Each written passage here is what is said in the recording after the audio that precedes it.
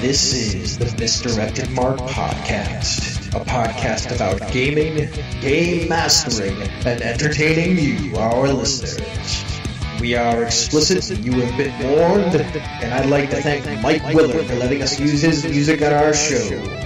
Now let's pick up those mics and get on with this thing.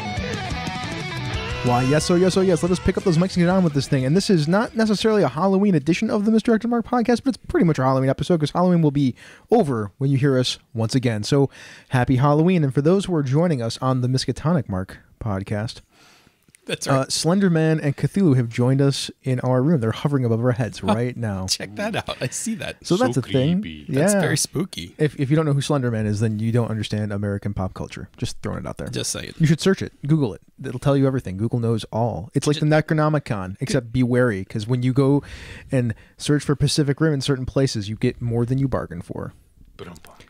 Actually, that's true. Depending on other places, you search as well. That's what I was talking about. Oh, never mind. I made the joke. You made my joke. I did make your joke. There we go. But anyways, on this episode, we're going to talk about what's in a setting. My name is Chris. I'm Phil. And I'm going to warn you right now, we're going long. That's Old Man Logan, also known as Bob, also known as Ceviche, that Bob had. He has many names, many configurations of Bob. I am a great old one. He is a great old one. He was there when they said turn on the lights. I think that qualifies. He was like, Shoggoth, move that thing over. Like, Shoggoth, please. Shoggoth, please. That's good. So, Bob, man, what's going on? It's like podcast night and stuff. It is podcast night. And the World Series is going on with the Cubs and the Indians. Somebody's going to have a good day. Yeah. And somebody's going to have a really bad day. Signs of the apocalypse, you know? That's crazy. That's crazy that both of it, it's heartbreaking because one of them has to lose this. Yeah. But one of them is going to break the streak. So I know, but it would be so much better if it was like the Cubs and then it was like the Cardinals and then I could just like I could root and just be like, screw the Cardinals. This time it's the Cubs' turn. But now it's like the Cubs, Indians, and you're like, like somebody's going to be happy. Somebody's city is going to have like a massive parade. And then somebody's city is going to be miserable. So somebody's city is going to be, well, on like fire. Buffalo. Oh. Well, I mean, we can send a sympathy package to the other city. It's not really true, man, because, I mean, in Chicago, they've won before. Like the Bears in 85. Yeah, but the Cubs, man, like the Cubs, that's true. 1908. That's true. Right? Like that's in Cleveland, the Cavaliers. So I mean, yeah, they got the Cavs. So I mean, but Buffalo, we have like nothing. Yes. I mean, that's why we could send a sympathy package. 2008 Bandits. Whatever. Go Bandits. Yeah, go I derailed Bandits. things with the sports ball. I'm sorry. So what else is up, man? What else is going on? It's been weird the last couple of weeks. Kind of like, but feeling pretty good right now. It's almost like you're way too sympathetic to the people that are around. I am. I'm like feeling everybody else's blah. I know that feel. But yeah, we did Maker Faire. That was Fredonia, tons of fun. Which was so much fun and the highlight, honestly, of my past week. Because there was a young boy that was designing a game, and when we started talking to him about game design and prototyping and tips and stuff, he just, like, his face lit up, and he was like, oh my God, I got to tell my friends, and he was all excited, and that made the day right there. So. Would you mind letting people know what a Maker's Faire is? Well, a Maker's Faire is essentially a bunch of people get together and they talk about creating things. Any kind of thing. Yeah, they had everything from everything. Woodworking. Mm-hmm. There was robotics. Uh-huh. There was us. There was us. Yep, there were people us. there with 3D printers. Mm-hmm. There was some like science experimenty type things going on. There were the fly fishing guys over in the other building. Mm-hmm. Oh, I missed that. They had stations. You could make flies. Well, there you go. The Society of Creative Anachronism was there, the SCA, because they make things. They make stuff. They do calligraphy and all sorts of other awesome things. So it was cool. So that was what the Maker's Faire was. We were talking about prototyping games. Mostly. Yeah, that kid that you were talking about, because we had a lot of people actually stop over and check out the booth. And which, by the way, let's give kudos to Tim Jones. Tim Jones was our spokesperson. We didn't even know Tim Jones was our spokesperson until we sat down at that table. And then Tim just took over, man. Like he ran that table all day. Yeah, it was great. It was good. But that kid, we gave that kid our card. And we gave a lot of people our card. But that kid, I expect 10 years from now, we'll be on a podcast and be like, yeah, one time I was at this Maker's Faire. Yep. And they were these guys. you know, like, and they were talking about game design, and I was like, I'm going to do that. It won't be a podcast. It'll be a video cast. Yeah, whatever it is. Probably a Talking virtual about reality how if it wasn't conversation. for us, he wouldn't have made his thing. Yeah. Yeah, it'll be awesome. Anything else? Yesterday you and I sat down and did some more work on Core Crisis, That which game is I shaping up. really enjoyed. I like that game. That game, I'm digging it. It's a good time. So I can't wait to actually play it. You showed it to me. We're gonna play it. I know. No, it's okay. I'm all right with it. Like, you guys showed it to me and explained it to me, but you guys are like the only ones who've played it. Yeah. If Encoded. Yeah. if I know Bob- other people have if played it. Bob has an extra copy of it or lends me his prototype copy, I'll bring it with me to the couple of shows that I'm going to for in the early November, and I'll play it with I people. plan on making sure that you can play with it. Nice. Nice. That'll be a thing. Good stuff, man. Good stuff. Phil, man. Yeah. What about you? I finished Luke Cage. Good show. Good show.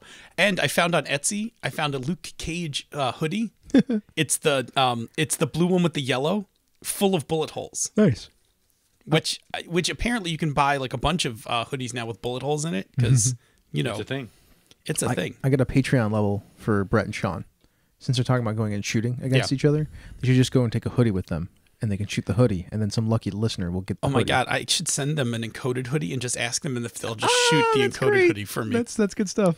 I was gonna ship mine down to Kurt in Texas. Yeah, you were because saying. he also could ventilate that thing. Anyway, I did that. I started watching Young Justice because everyone has always told me it's really good. Plus, I there's never this got really around to good it. podcast that you can listen to that goes along with it called Whelmed. Well, and that was The Young Justice Files. that was my point. Was like I should watch some of these so I could actually listen to the podcast. And so I'm figuring out how many I need to listen to before I can engage the podcast. By the way, that's Rich Howard's new podcast. I know. Called Whelmed, The Young Justice Files. Yeah. So anyway, so far what I've learned in about 6 episodes is that Superman's got to man up. Like, he's got to sack up and, take some responsibility for that clone. Yeah, I guess. Like, he's doing a shitty job of it in so far. It's pretty great. Spoilers. I think, look, I'm the last one to the rodeo. I think it's No, okay. you're not, 'cause Bob I hasn't still seen any of it Okay. yet. I'm just saying, But that's all right. Superman needs to sack up. Connor That's- Kent's awesome character, by the way. Yeah. Yeah. I mean, I'm enjoying the character, but I mean, Superman's really got to. All the season 1 characters are fantastic. Yeah. I think I'm definitely going to do season 1. I may start watching season 2. Everyone has told me lower my expectations for season 2 and Yeah. it'll be okay. It's unfortunate because it gets better towards the end. And Of then season 2? Then you just want them to make season 3, and they never did. Well, then I'll just pile through all of it. Because season 3 was going to be a dark side story. Yeah. Oh, that would be interesting. What else? Had some couples therapy. How's that? Not good. Okay. That's pretty Pretty brutal. as attested by the fact that you helped put Phil I back actually together. know, but I feel like I just have to ask the question so that you can. I'm just leading you through. Yes, since you found me at Spot Coffee, reassembled some pieces. let you vent for a while. So anyway, that's a thing. Here's the problem I've been having. Somehow, my couples therapy and my personal therapy sessions are like on off weeks. Mm-hmm. So like I come out of one and I can't get to the other one.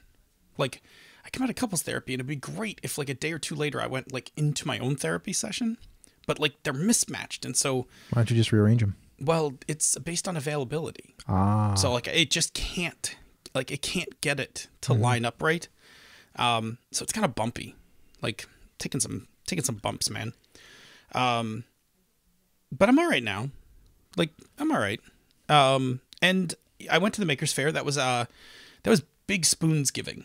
Like that was a lot of spoons for the Makers Faire. It was a lot of fun. Plus it was a day of hanging out with you guys, and a day of eating grilled cheese. Yeah, we did eat the cheesy Cheesy chicks. Yeah. grilled cheese truck. I had Food truck, the that is. apple bacon cheddar grilled cheese, which was amazing. I had the buffalo chicken grilled cheese. And I had Bob, the Cheesus, which was mac and cheese on the bread with ham. Yeah. yeah, cheeses is right. As in cheeses, you're gonna die if you eat it if you finish that. My chest felt a little tight lately. Yeah, no doubt, man. No doubt. More food porn for you folks out there. Yeah, and then the last thing. This is Crunch Week. I am trying to finish a sprint of Hydro Hackers that I can take to a catacon. So I want to actually be done with all my development or all my design because there's not a lot of development going in. I've been pulling you in a little at a time, but I have I have a couple of big things left to write, not huge, but a couple big things, and then I got like a lot of little tweaks that I found in the text that I was like, oh, you got to go put a thing in like here, and you got to go put a thing in there, kind of thing. It was funny because you asked me to look at a thing, and I'm like, I don't have any context for this. I know I did it a shitty way. I really wanted to ask you one small question, and I should have just let you read the whole chapter. Like I should have just told you, go to the chapter and look at this move and tell me what you think. But it was really like it was late, and I was just like, oh, this. Okay, the wording for this move seems clunky. It was late the first time I looked at it too, and not only the wording for the move, but the mechanic for the move that you had there was, I didn't think, very good at all. Well, now there's a whole bunch of text and no move yet. So I don't know. I wrote a whole nother move. I didn't see it. Where is it? It's in the text. Is it? It's underneath your move. Okay, I'll go take a look. Good. Because like I said, on, man. I wouldn't leave it hanging like that. If I'm gonna complain about something, I'm gonna try to fix it. That's fine. Good, because then I can just close that up. I mean, it's not going to be quote done, but it will be playable. It will be playable. Which is the thing. That is the thing. What else? Hydro Hackers page went up.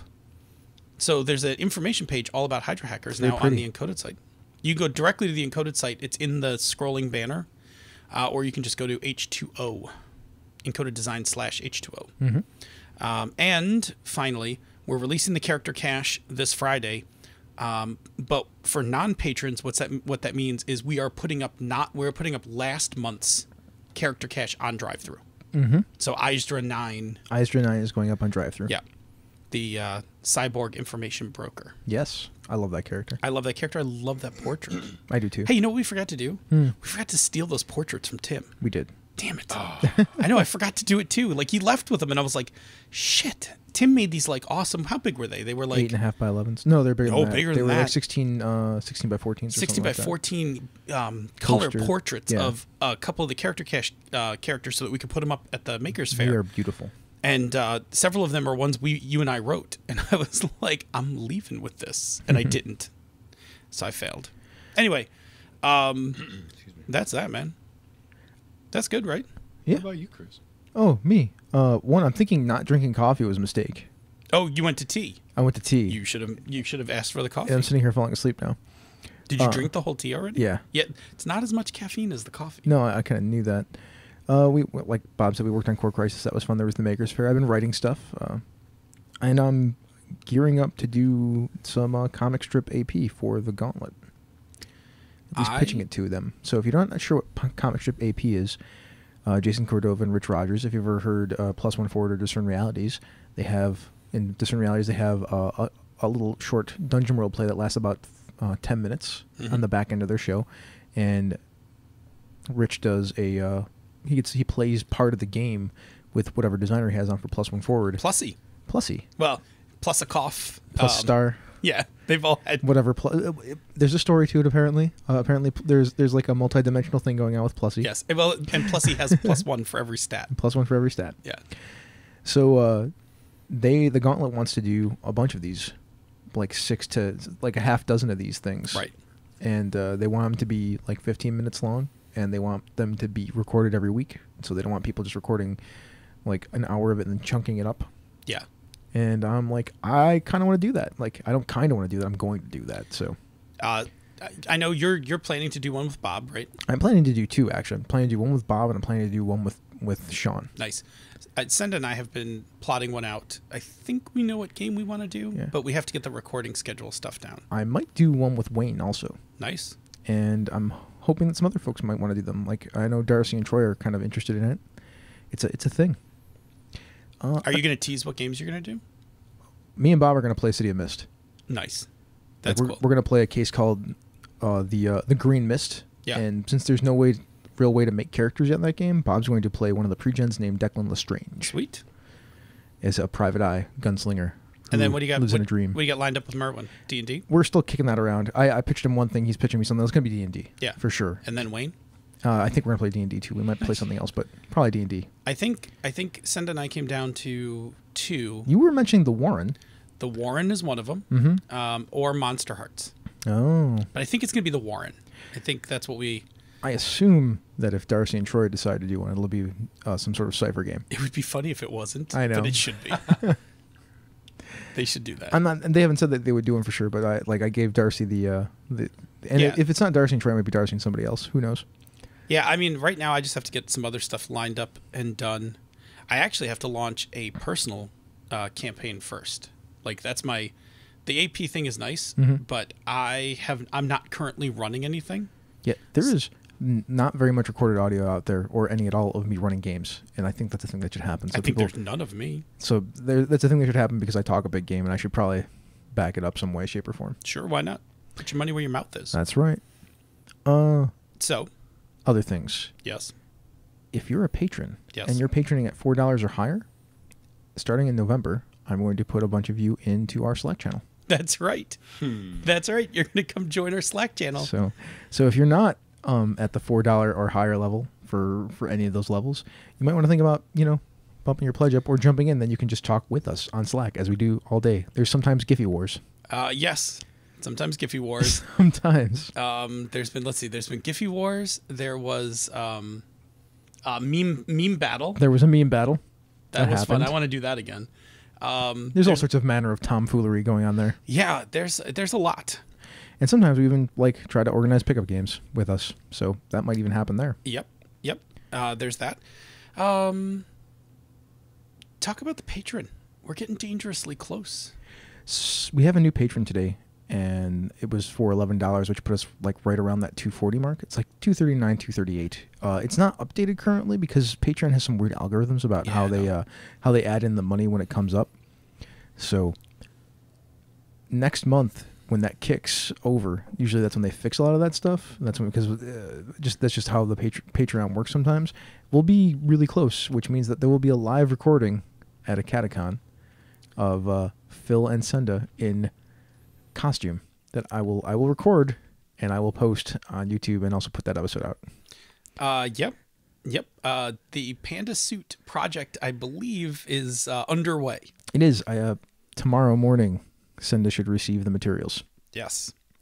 I'm actually looking forward to my Panda Suit. Your Panda Suit? Yeah, I have a feeling we'll see it more than just once. Yeah, I think we'll see it more than just once. Yeah, so that's the thing that's going on. I know, which means I also have to plan a show for recording at a Catacon. That's true.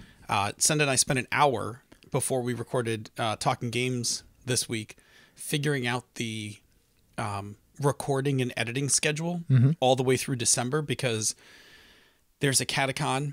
I'm going on a trip, a personal trip for a weekend. I'm going on a business trip. Senda's going on a business trip. And so add all those together and there's some really specific times. It's we got to record on this date and it has to be posted this date, no later than so anyway, now I have to jam one more show into the mix. That'll be easy though. You'll have me there to help record that thing. But it's not the recording part. It's the getting it. It's the when it's going to get it. Which episode will it replace and when will it go up? Oh, well, I can always just edit that too. Well, that's fine because it's not going up that weekend. Yeah. So it's been 20 minutes. Yeah, let's we should probably move on to the next thing. We're going to go over to the workshop right now. We're going to take a stroll. So we'll be right back.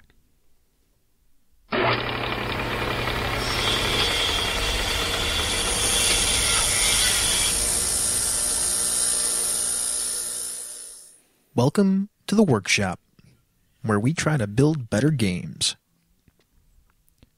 So tonight in the workshop, we're going to talk about what is a setting. And this episode came from a pin from a previous episode, which posed the question, how much do you need to be a setting?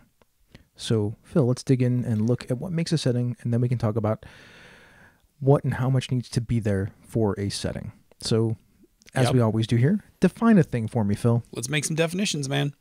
All right, so, it's funny. I sat down to try to make up my own definition for setting, and I was like, this feels kind of lacking. So I went out to a few sources. I just wanted to see where other places kind of defined setting. So I hit the dictionary. So that's got a pretty straightforward one. The place or type of surrounding where something is positioned or where an event takes place. It's pretty generic. It's actually pretty accurate. It's not wrong. It's accurate for what people typically think of as a setting, not a role-playing game setting. Yes. I took it up a notch, went to Wikipedia under setting. In works of narrative, especially fictional, the literary elements setting include the historical moment in time and geographical location in which a story takes place, and helps initiate the main backdrop and mood for a story. Now, I liked that one. It's actually really good. Yeah, I liked that one a lot. Yeah. All right, and now I'm going to ask you to do a thing for me. Sure. Can you stop moving your cursor in docs? I'm trying to read, and you're moving it like all through the text, and it keeps saying Chris Nizak, Chris Nizak. It's like bouncing all over the place. Sorry, that's how I scroll through the text, man. I know. Just stay out of the reading range. Sure. Okay. Thanks. Everson. Sorry. You just did this. I literally did not do that on purpose. It's almost like we have show notes. You know what? At Pandas Talking Games, what we do when things like this happen is everybody puts I'm their not hands putting on my their hands heads. on my head. You can do whatever you want on your show. This one's our show. Okay. I went to Wikipedia and looked up campaign setting. So campaign setting is usually a fictional world which serves as a setting for role-playing game or war game campaign. Campaign is a series of individual adventures, and a campaign setting is the world in which the adventures and campaigns take place. I actually think that definition is a terrible definition. I do too. It's like super weak. It's like Yeah. it's the world. And then I went to the nomenclature, the gnome stew, completely not vetted or fact checked source that the gnomes put together years ago, of which I may have been responsible for at some point. The world. So nomenclature has setting as the world in which the game takes place, or in some cases, a specific portion of that world. All right. I'll tell you, my personal favorite is the Wikipedia one. Yeah. Okay. Because it's the right one. Yeah. Yeah. Well, I'm just going to tell you it's the right one. I'm doing that setting, that thing with my cursor again. So yeah, no, it's fine. All right. So I agree with you. I actually think that the Wikipedia one's a much better. I think if we look at the Wikipedia one and we just expand a little bit more, add a few more elements, because the main elements of the Wikipedia one are a moment in time, a geographic location, the main backdrop, and a mood for the story. If we just take that and expand those a few more things, then we'll get what we need. I agree. All right.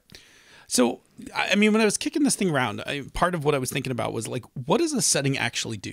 Like what's this? I mean, there's a reason games have settings. Well, it tells us about the world that we're playing in.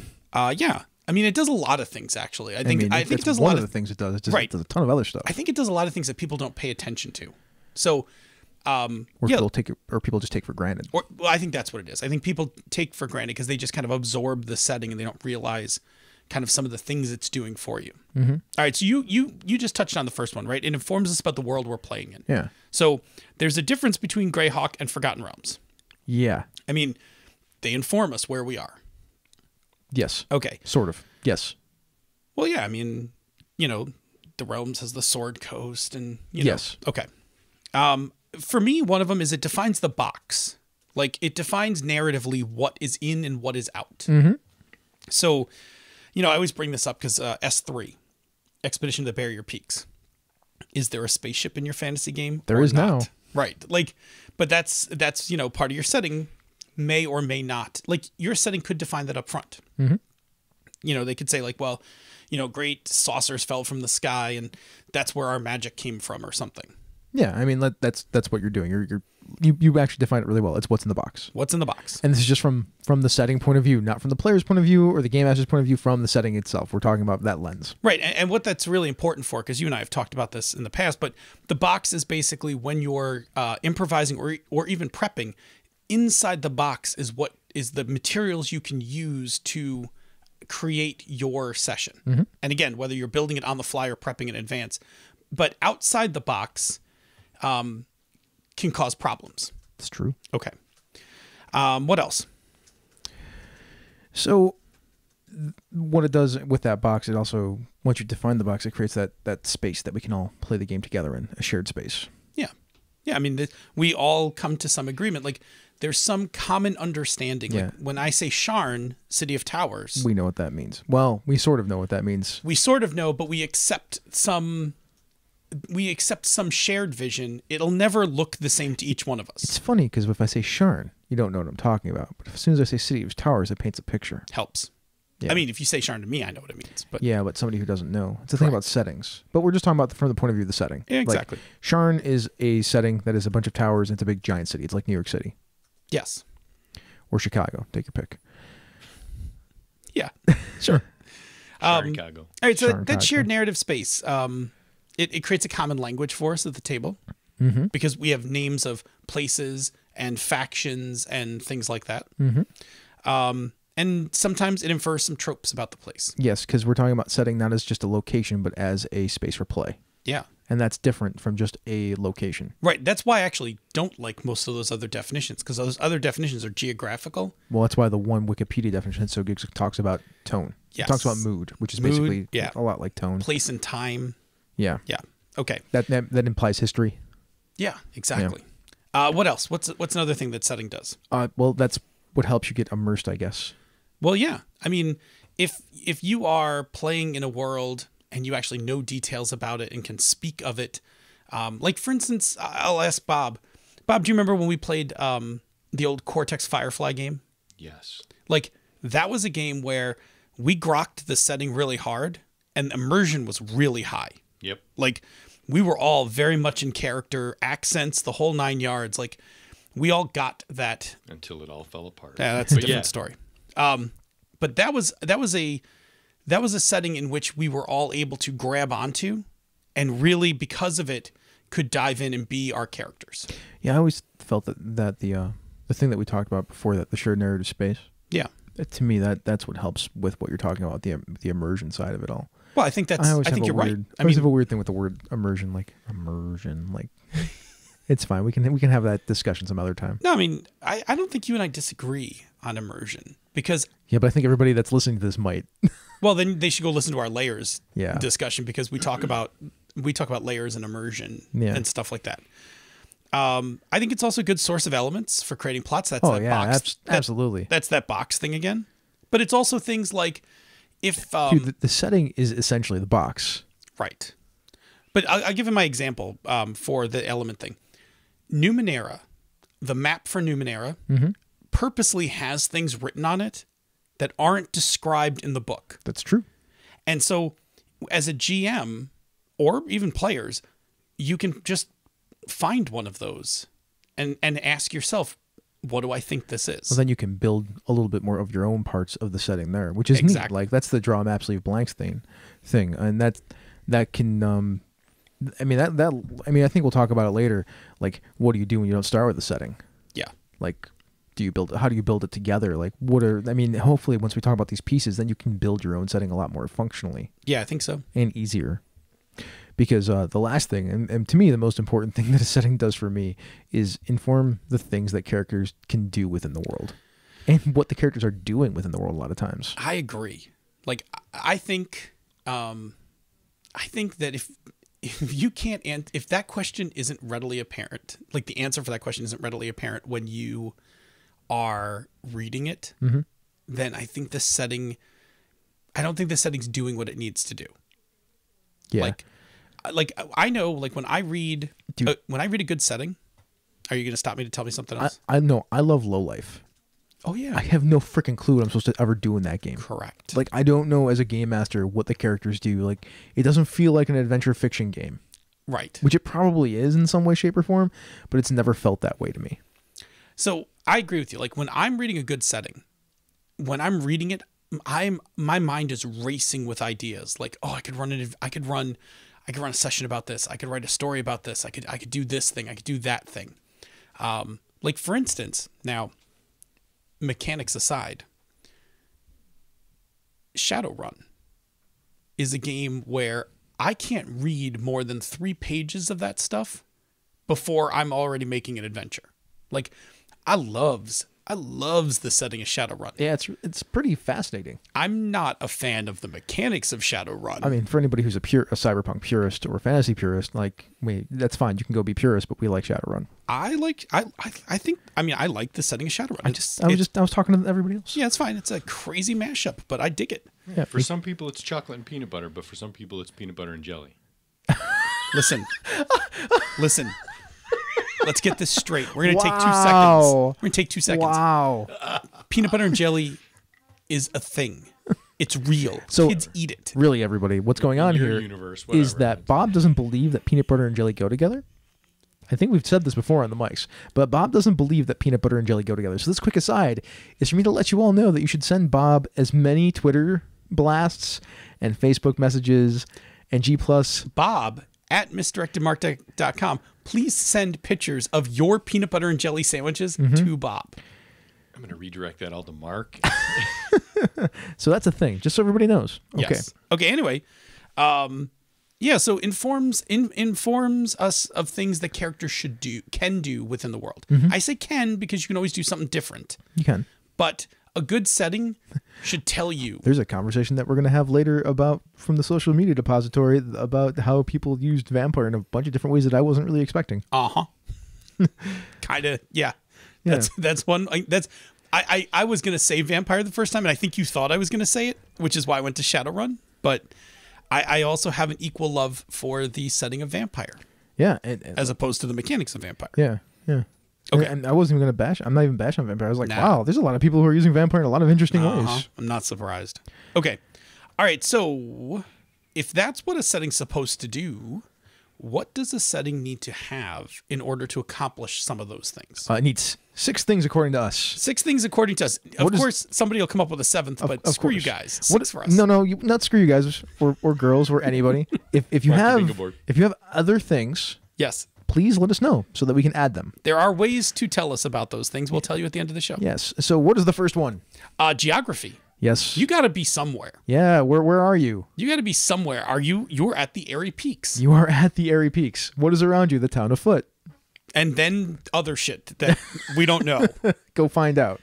Not even that important. Hear some rumors and go Yeah. find out. Okay, so geography definitely. You are somewhere. You need to tell the players where they are. When is it the next thing? Number 2, time. So hydro hackers. When does hydro hackers happen? About 250 years in the future. Okay, there you go. There's some things we can infer from that, but it at least gives you a rough idea. Yeah, and at that point in time, the water has gone terribly wrong. We'll get to where that comes in a second. Yeah, and we have space exploration because we can pull frost from. Well, now we're getting actually to the next section. which is the major elements, right? So your setting has some things that make it different from our default setting, which is Earth. Yeah. So there's a reason I said that though, because this kind of Yeah. ties into the time thing. Now that you're getting the major elements. Yes. If we say it's 250 years into the future, that means we imply Earth. That means something had to happen in those 250 years. Correct. But if we say it's today, Right. then Something had to happen in the past. well, depending on the game, right? Correct. If we say it happened today, then we just have today. Like you have the world. Mm-hmm. You can rely on that. Yes. All right, that's all I was trying to get at. No, I'm good. I'm Okay. good with that. So major elements. If your game has magic, that's part of your setting. Mm-hmm. If your game has spaceships that turn into mech, that's part of your setting. right. And so what I'm talking about is like the major elements. There's going to be lots of little things that are unique to your setting. But if you're trying to convey this setting to somebody, what are those kind of like big things you need to hit to tell somebody about your setting? So what are the big things about hydro hackers? Big things about hydra hackers. So first of all, the water cycle's broken. Water is actually graded in 3 grades, right? Blue for pure, green for recycled, and red for toxic. That's the thing. The Water Authority. Corporations moved in to control the distribution of water. And so the Water Authority, which is the largest of the corporations, controls the flow of water.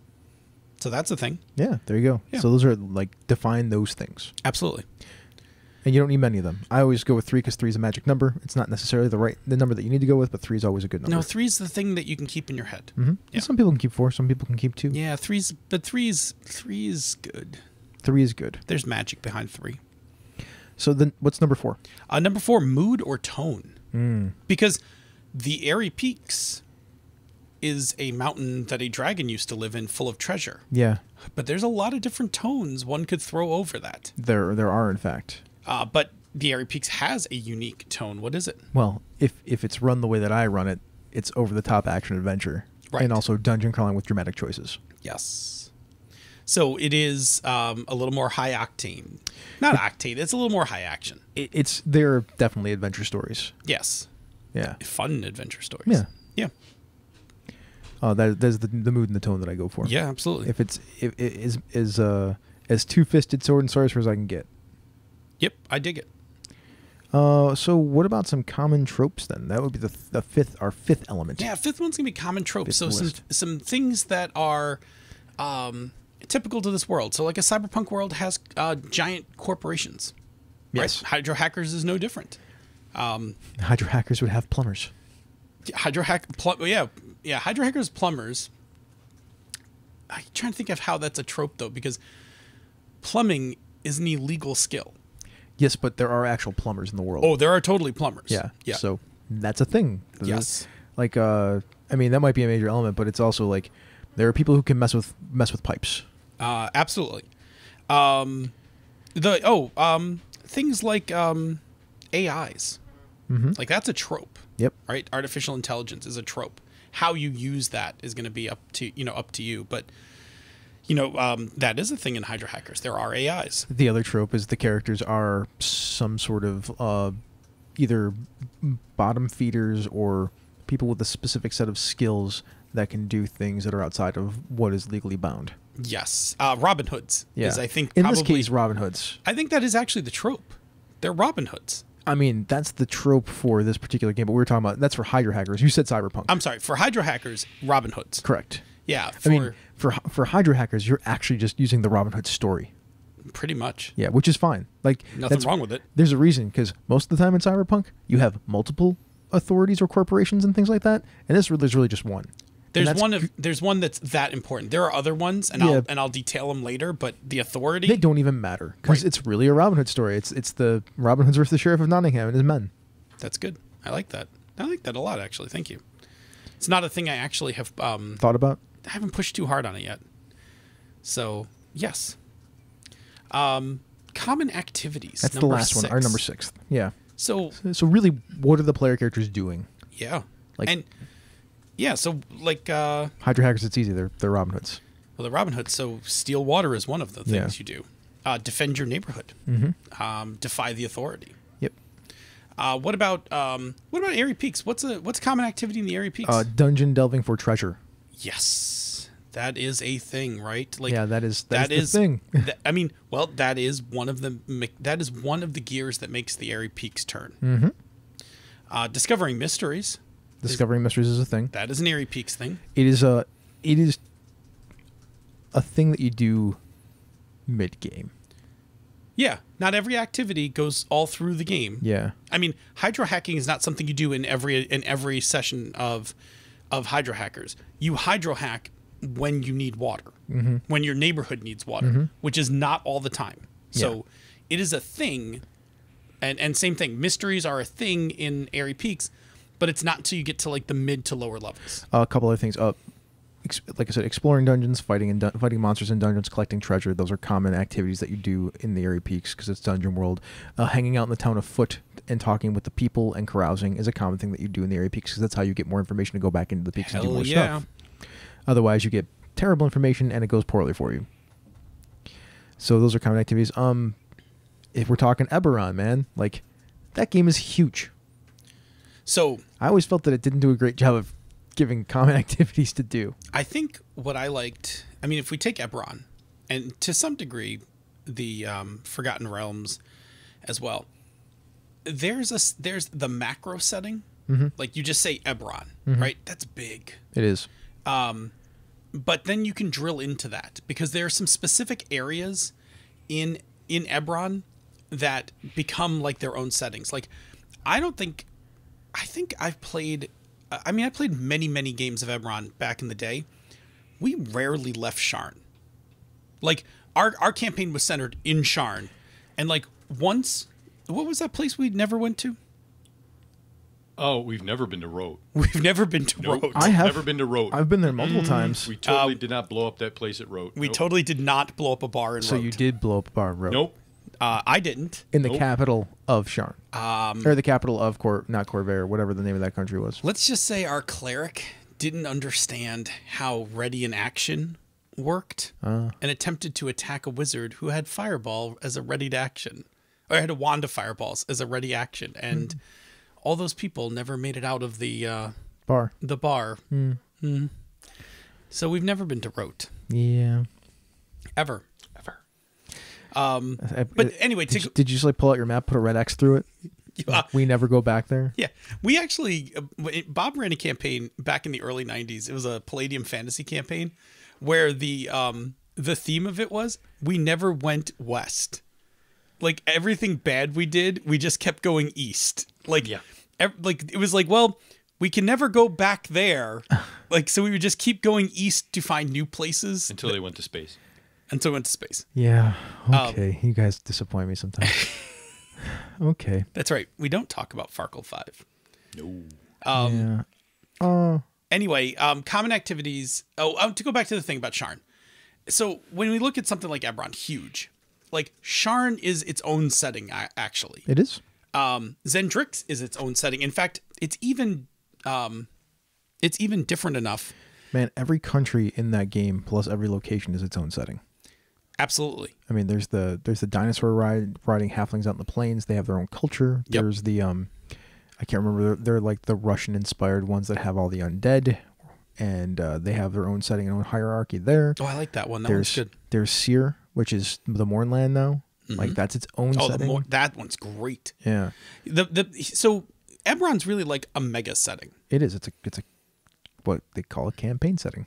Right, but it's like a mega setting, meaning that it's actually like a fractal. Like Eberron is a setting, yes, but every one of the countries and kingdoms of Eberron is a setting as well. Did you kill it, Bob? Yep. There was a spider. Bob killed it. Not anymore. I think that the most impressive part is how he didn't scream when he saw the spider. He also didn't make any noise. I don't think anybody would have noticed if I didn't point it out. No. That's being good for the mics. Yeah. Yeah. As long as he doesn't look at the chat room and see Slender Man with all his tentacles hovering over his head, I think we'll be fine. Yes. All right. All right. So yeah. So, I mean, that touches on that last thing, right? So settings can actually be fairly focused. Chicago by Night is a setting for vampire. Yep. But Eberron is, and Eberron's a setting for Dungeons and Dragons. Eberron is a whole world. Chicago by Night is one city. It's still a setting. Yes. So there is a scope component to setting. Like, at what scope are you talking about? And that has a lot to do with the geography part. So yeah, that is a thing. Okay. Do we want to pause and break into the chat room? Yeah, sure. What do the folks in the chat room feel like have to say? They look like they're busy. Anything to us, or do they care? It's a lively hopping bunch again tonight. Well, they usually are. I mean, that's like par for the course these days. Yeah. Until they start blowing up the chat room at some point, I'm not as impressed, and that's a challenge. Yeah, I'm challenging the chat room. We gave Senda I gave Senda a little pop about something that was before her time. Oh, of course, that's like a thing now, so we have to do that. And apparently, I wasn't supposed to kill a spider. Oh well. They must maintain minimum safe distance. That's true. It's like a restraining order. So, basically, we're a little bit off topic in the thing, but anything interesting? But everybody's good, and anything worth talking about? Apparently, the graphic novelty wife thinks that gravy belongs on everything, including pie, and that's just not happening. I disagree, but that's okay. No. You can like gravy on pie. It's fine. I get it. I've heard. It's not the first time I've heard that. Make it go the poutine route. I mean, poutine is one thing. No, I'm just saying that's a good. I can't do like apple pie with gravy on it. I just those two flavors don't go together with me. That's just not. Oh, I can't agree with that.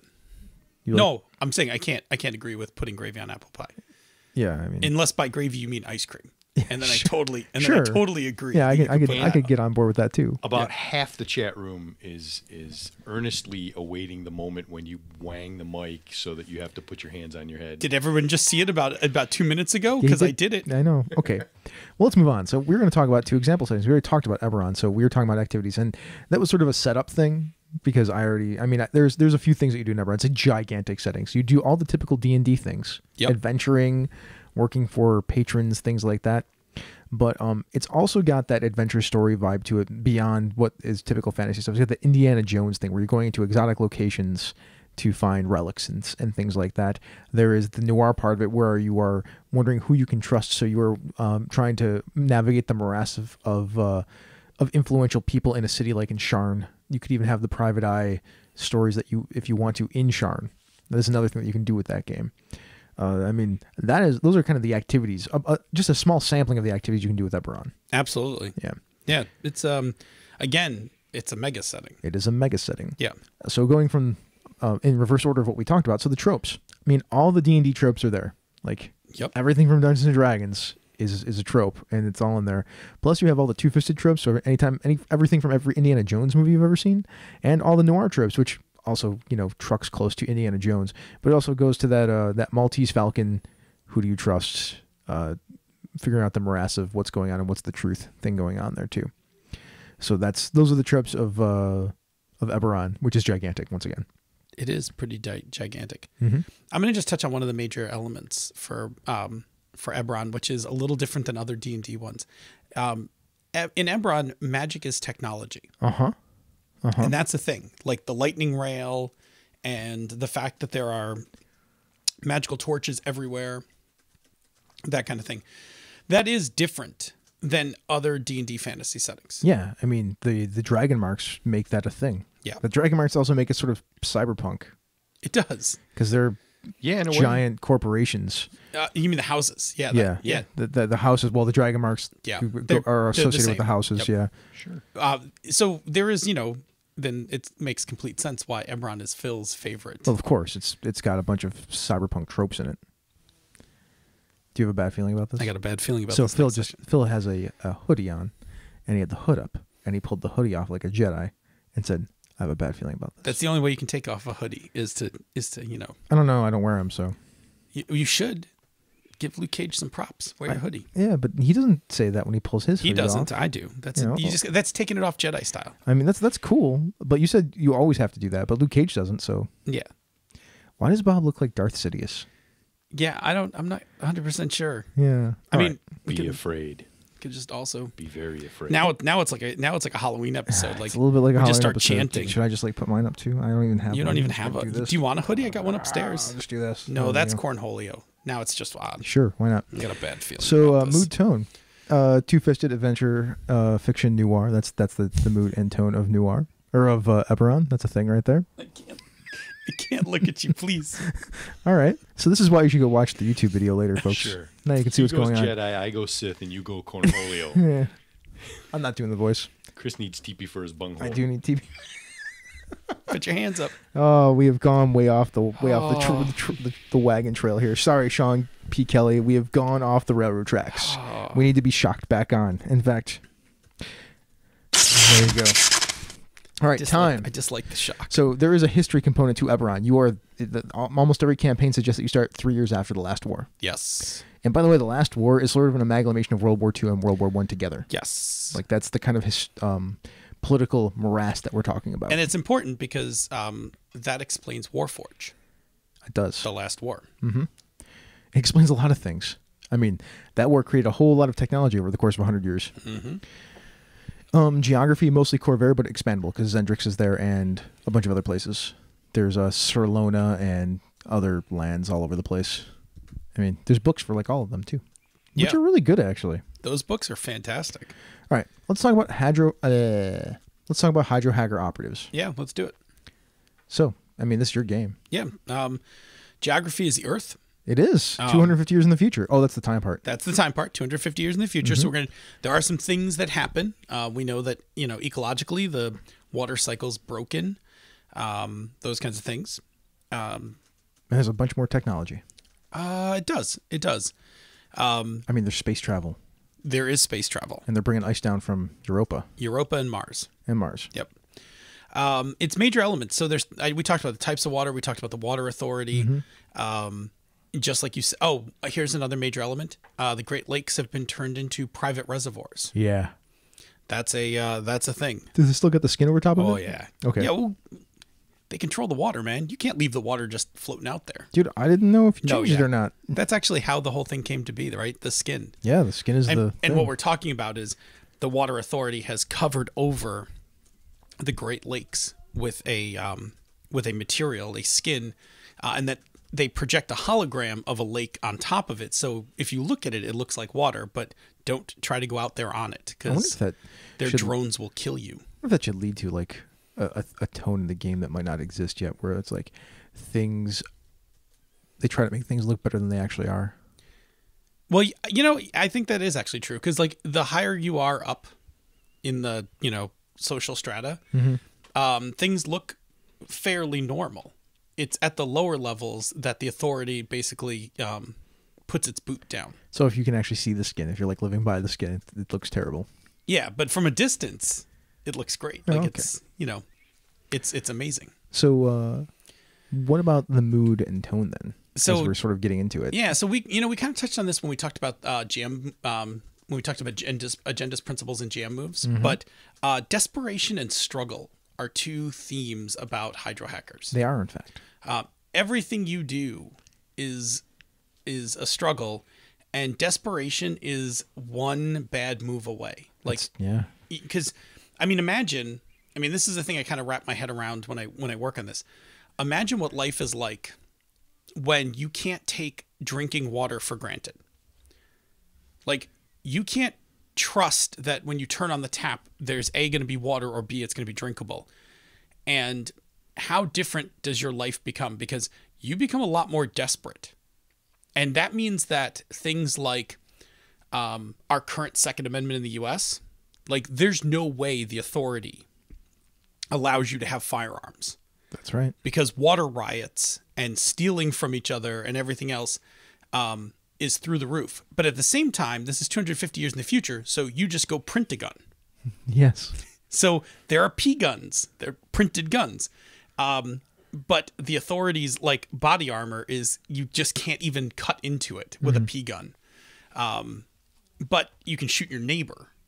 So now neighborhoods and protecting your neighborhood and stuff becomes more important because you'd like to be friends with the neighborhood next to you, but if they suddenly run out of water and you have it, they're going to come after you. They might not be your friends anymore.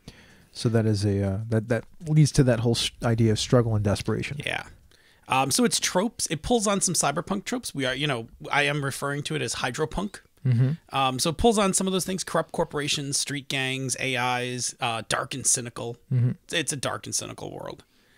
And then the activities we talked about before: hydro hacking, avoiding the authority, neighborhood problems. Like, neighborhood's going to be a big part of this game. Like, it's called hydro hackers because you steal water, but you're stealing water for a purpose. You're stealing water to keep your neighborhood alive, and your neighborhood is a character in this game. Yeah. And your job as a group is to keep that character alive. And it has problems. It has moves. It can do some stuff. So, but that's the thing. Neighborhoods is going to be a big part of it. So anyway. So hydro hacking, avoiding the authority, and dealing with your neighborhood problems. Yeah. Keeping your neighborhood alive. Absolutely. All right. So let's get into the actual crux of this, which is how much do you need for settings? We've now talked about the pieces that we believe make up a setting. Yeah. So. Ooh, I'll do the simple answer. Yep. You need enough for the setting to do all the things it needs to do, like define the world, create the box, a shared narrative space, etc. That is what you need. That is how much you need for a setting, so you can actually play the game. Yeah, that's the simple answer, right? Yeah. So what's the detailed answer? Right. No, I mean, I like that simple answer, right? I mean, we have to dig into it a little, but minimal does work. It's not a great answer, though. It doesn't help you get there. It doesn't help you, but it touches on one thing, which is it just needs to be enough. Yes. Because there's a way... You don't need 30,000 words of text. There's a way to go completely overboard. And I'll tell a story in a few minutes about going completely fucking overboard on a setting. So let's talk about minimal. Like, if I was going to make a setting to run a game, minimum that I need to get going on a game, I need geography, but I just need the immediate location. Like, where can the players get to basically within a day? For instance, there is nothing heavily defined outside the Airy Peaks and Foot. There's nothing. Right. Like we did during play, but not to start with. Right. Like, you just had a mountain with some locations inside of it and a town. That's it. 6 hours of work. Yeah. And that held up 90% of the campaign existed right there. Yep. Okay. Time. You need a time period. You need a time period. Like, for instance, the Airy Peaks, 50 years after the dragon disappeared. That's a huge thing because the dragon, if it was 1 year after the dragon disappeared, going into the peaks is very different than 50 years. It's true. Because 50 years is like, well, the dragon's probably not coming back. Yeah.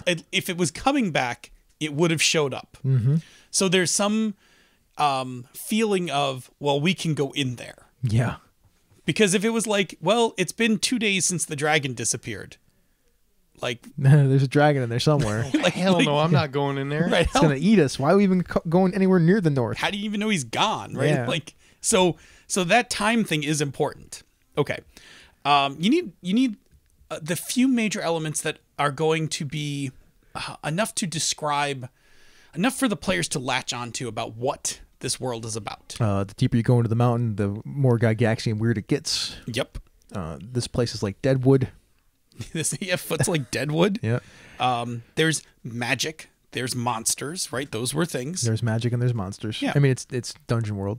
Well, all the tropes that come along with Dungeon World. right. So we kind of took the tropes and some of the major elements from the mechanics. Yeah. Like we're like, this is a Dungeon World game. There's some assumptions going in. Yeah. Okay. Mood and tone. That was over the top action. Right. And I think this is important. Like I think mood is important when you are describing your minimalist campaign setting, because if you got mood wrong, play's going to be off. That's true. So I could tell you the peaks, but if the peaks was a horror game, Yeah, it'd be different when the you have to set that Yeah. right away. Like there's a mountain with a dragon and a town, and it's adventure-y versus this is a horror story. Yeah, we didn't even talk about it being over the top action, We didn't. but what happened in the first session is that you exploded out. You fought giants, and two, you exploded out of the back or out of the stomach of a giant. Out of the back because Yeah. it fell on me. That's Yeah. right. So I mean, already right there, like we played to over the top, We did. and we never stopped. and we never quit. As I forgot, that was like Corrin's like first couple of turns in that game. Yeah. Set himself up as a badass from day one. It was a good pilot. Yeah, it was a really good pilot. Yeah. So you do need to set that tone. Tone is not something you can skimp on. Mm-hmm. Like, And if you're not going to do it before you play, you have to do it right away. yeah, you absolutely. But it's better to do it before you start playing. Yep. Tropes should have some. I mean, yeah, they're the template that you build on. So like pick 3 or 4 and build on those. And that's when you start taking notes like, oh, I'm going to do a mountain with a dragon inside of it. Like that's a trope. Oh yeah, because as soon as you say mountain with a dragon, now I'm thinking treasure hoard. I'm thinking there's probably some other monsters. Like those tropes start to rack up. Yeah. So There's also an implied trope that there'll be a dragon. yes. Like And even there though you was- say like the dragon's been missing for 50 years, kind of implies like there's going to be a dragon. And it took a while, but you found one. Exactly. Not good. Right. And activities. Something to do. You got to have at least one. Yeah. I mean, there's something that the players do. And talk about that either within play or outside of play before you start playing. I mean, I like both. I do too. Like, and it was like, but we knew what the players were doing. They were going there to find treasure. Right. Like, that was the game to begin with. So I don't have this in the notes, but I want to mention two extremes for creating a setting: a minimalist and a ridiculous. Yes, absolutely. Okay. So why don't we start with the ridiculous? Okay. So years ago, I was doing a Mutants and Masterminds game. I wanted to do a Mutants and Masterminds campaign, and my premise, which I learned later was terrible, was why does anyone live in Manhattan? Like if you're in the Marvel universe, why do you live in Manhattan? Why bother? Not in the MCU, but in the comic books. Yeah. Like seriously, Manhattan is like the epicenter of like everything bad that could happen, and yet every day people just go to work. Mm-hmm. Like no big deal. The Abomination just threw a truck through my building. Like I guess I'll still live here tomorrow. It's amazing that more of those buildings don't fall down. Right. I mean, they had to make up that Damage Incorporated thing just to come up with an excuse why Manhattan isn't just like a war zone. It's true. Anyway, so I built this like revisionist history. I should show it to you sometime because as a setting it was terrible. As speculative fiction it was kind of fun. Uh-huh. But I went all the way from World War II up to the modern age of like, what would the world do if it knew it had superheroes in the 40s, and how would everything have changed like over time? Mm-hmm. And I wrote probably close to 30,000 words. It was a ton of shit. And we played it for like 3 sessions. Yeah. Like, it was, at the end, it was like, wow, I did a lot of work for not much. Also, maybe to your detriment too. Well, to my detriment was I wrote myself into a fucking hole. Yeah. Like, I made the setting so realistic that it was like, oh, being a superhero sucks. Like, you have to go get insurance and you have to get licensed, and like, you can't afford any of those, so you have to go work for a company. Like, it was a thing. It wasn't good. But I'll show you the revisionist history sometime. I think you might dig it. Anyway, that is the extreme, right? Like, like, save yourself the heartache. Don't do that. You want to talk about minimal now? Minimal. Let's talk about Worlds in Peril. Yeah. Because we had that setting that we built around that city. Sure. And we didn't do very much world building. The city was attacked at one point in time. There was a catastrophe. Yep. A good chunk of it vanished. And a bunch of people got superpowers after that.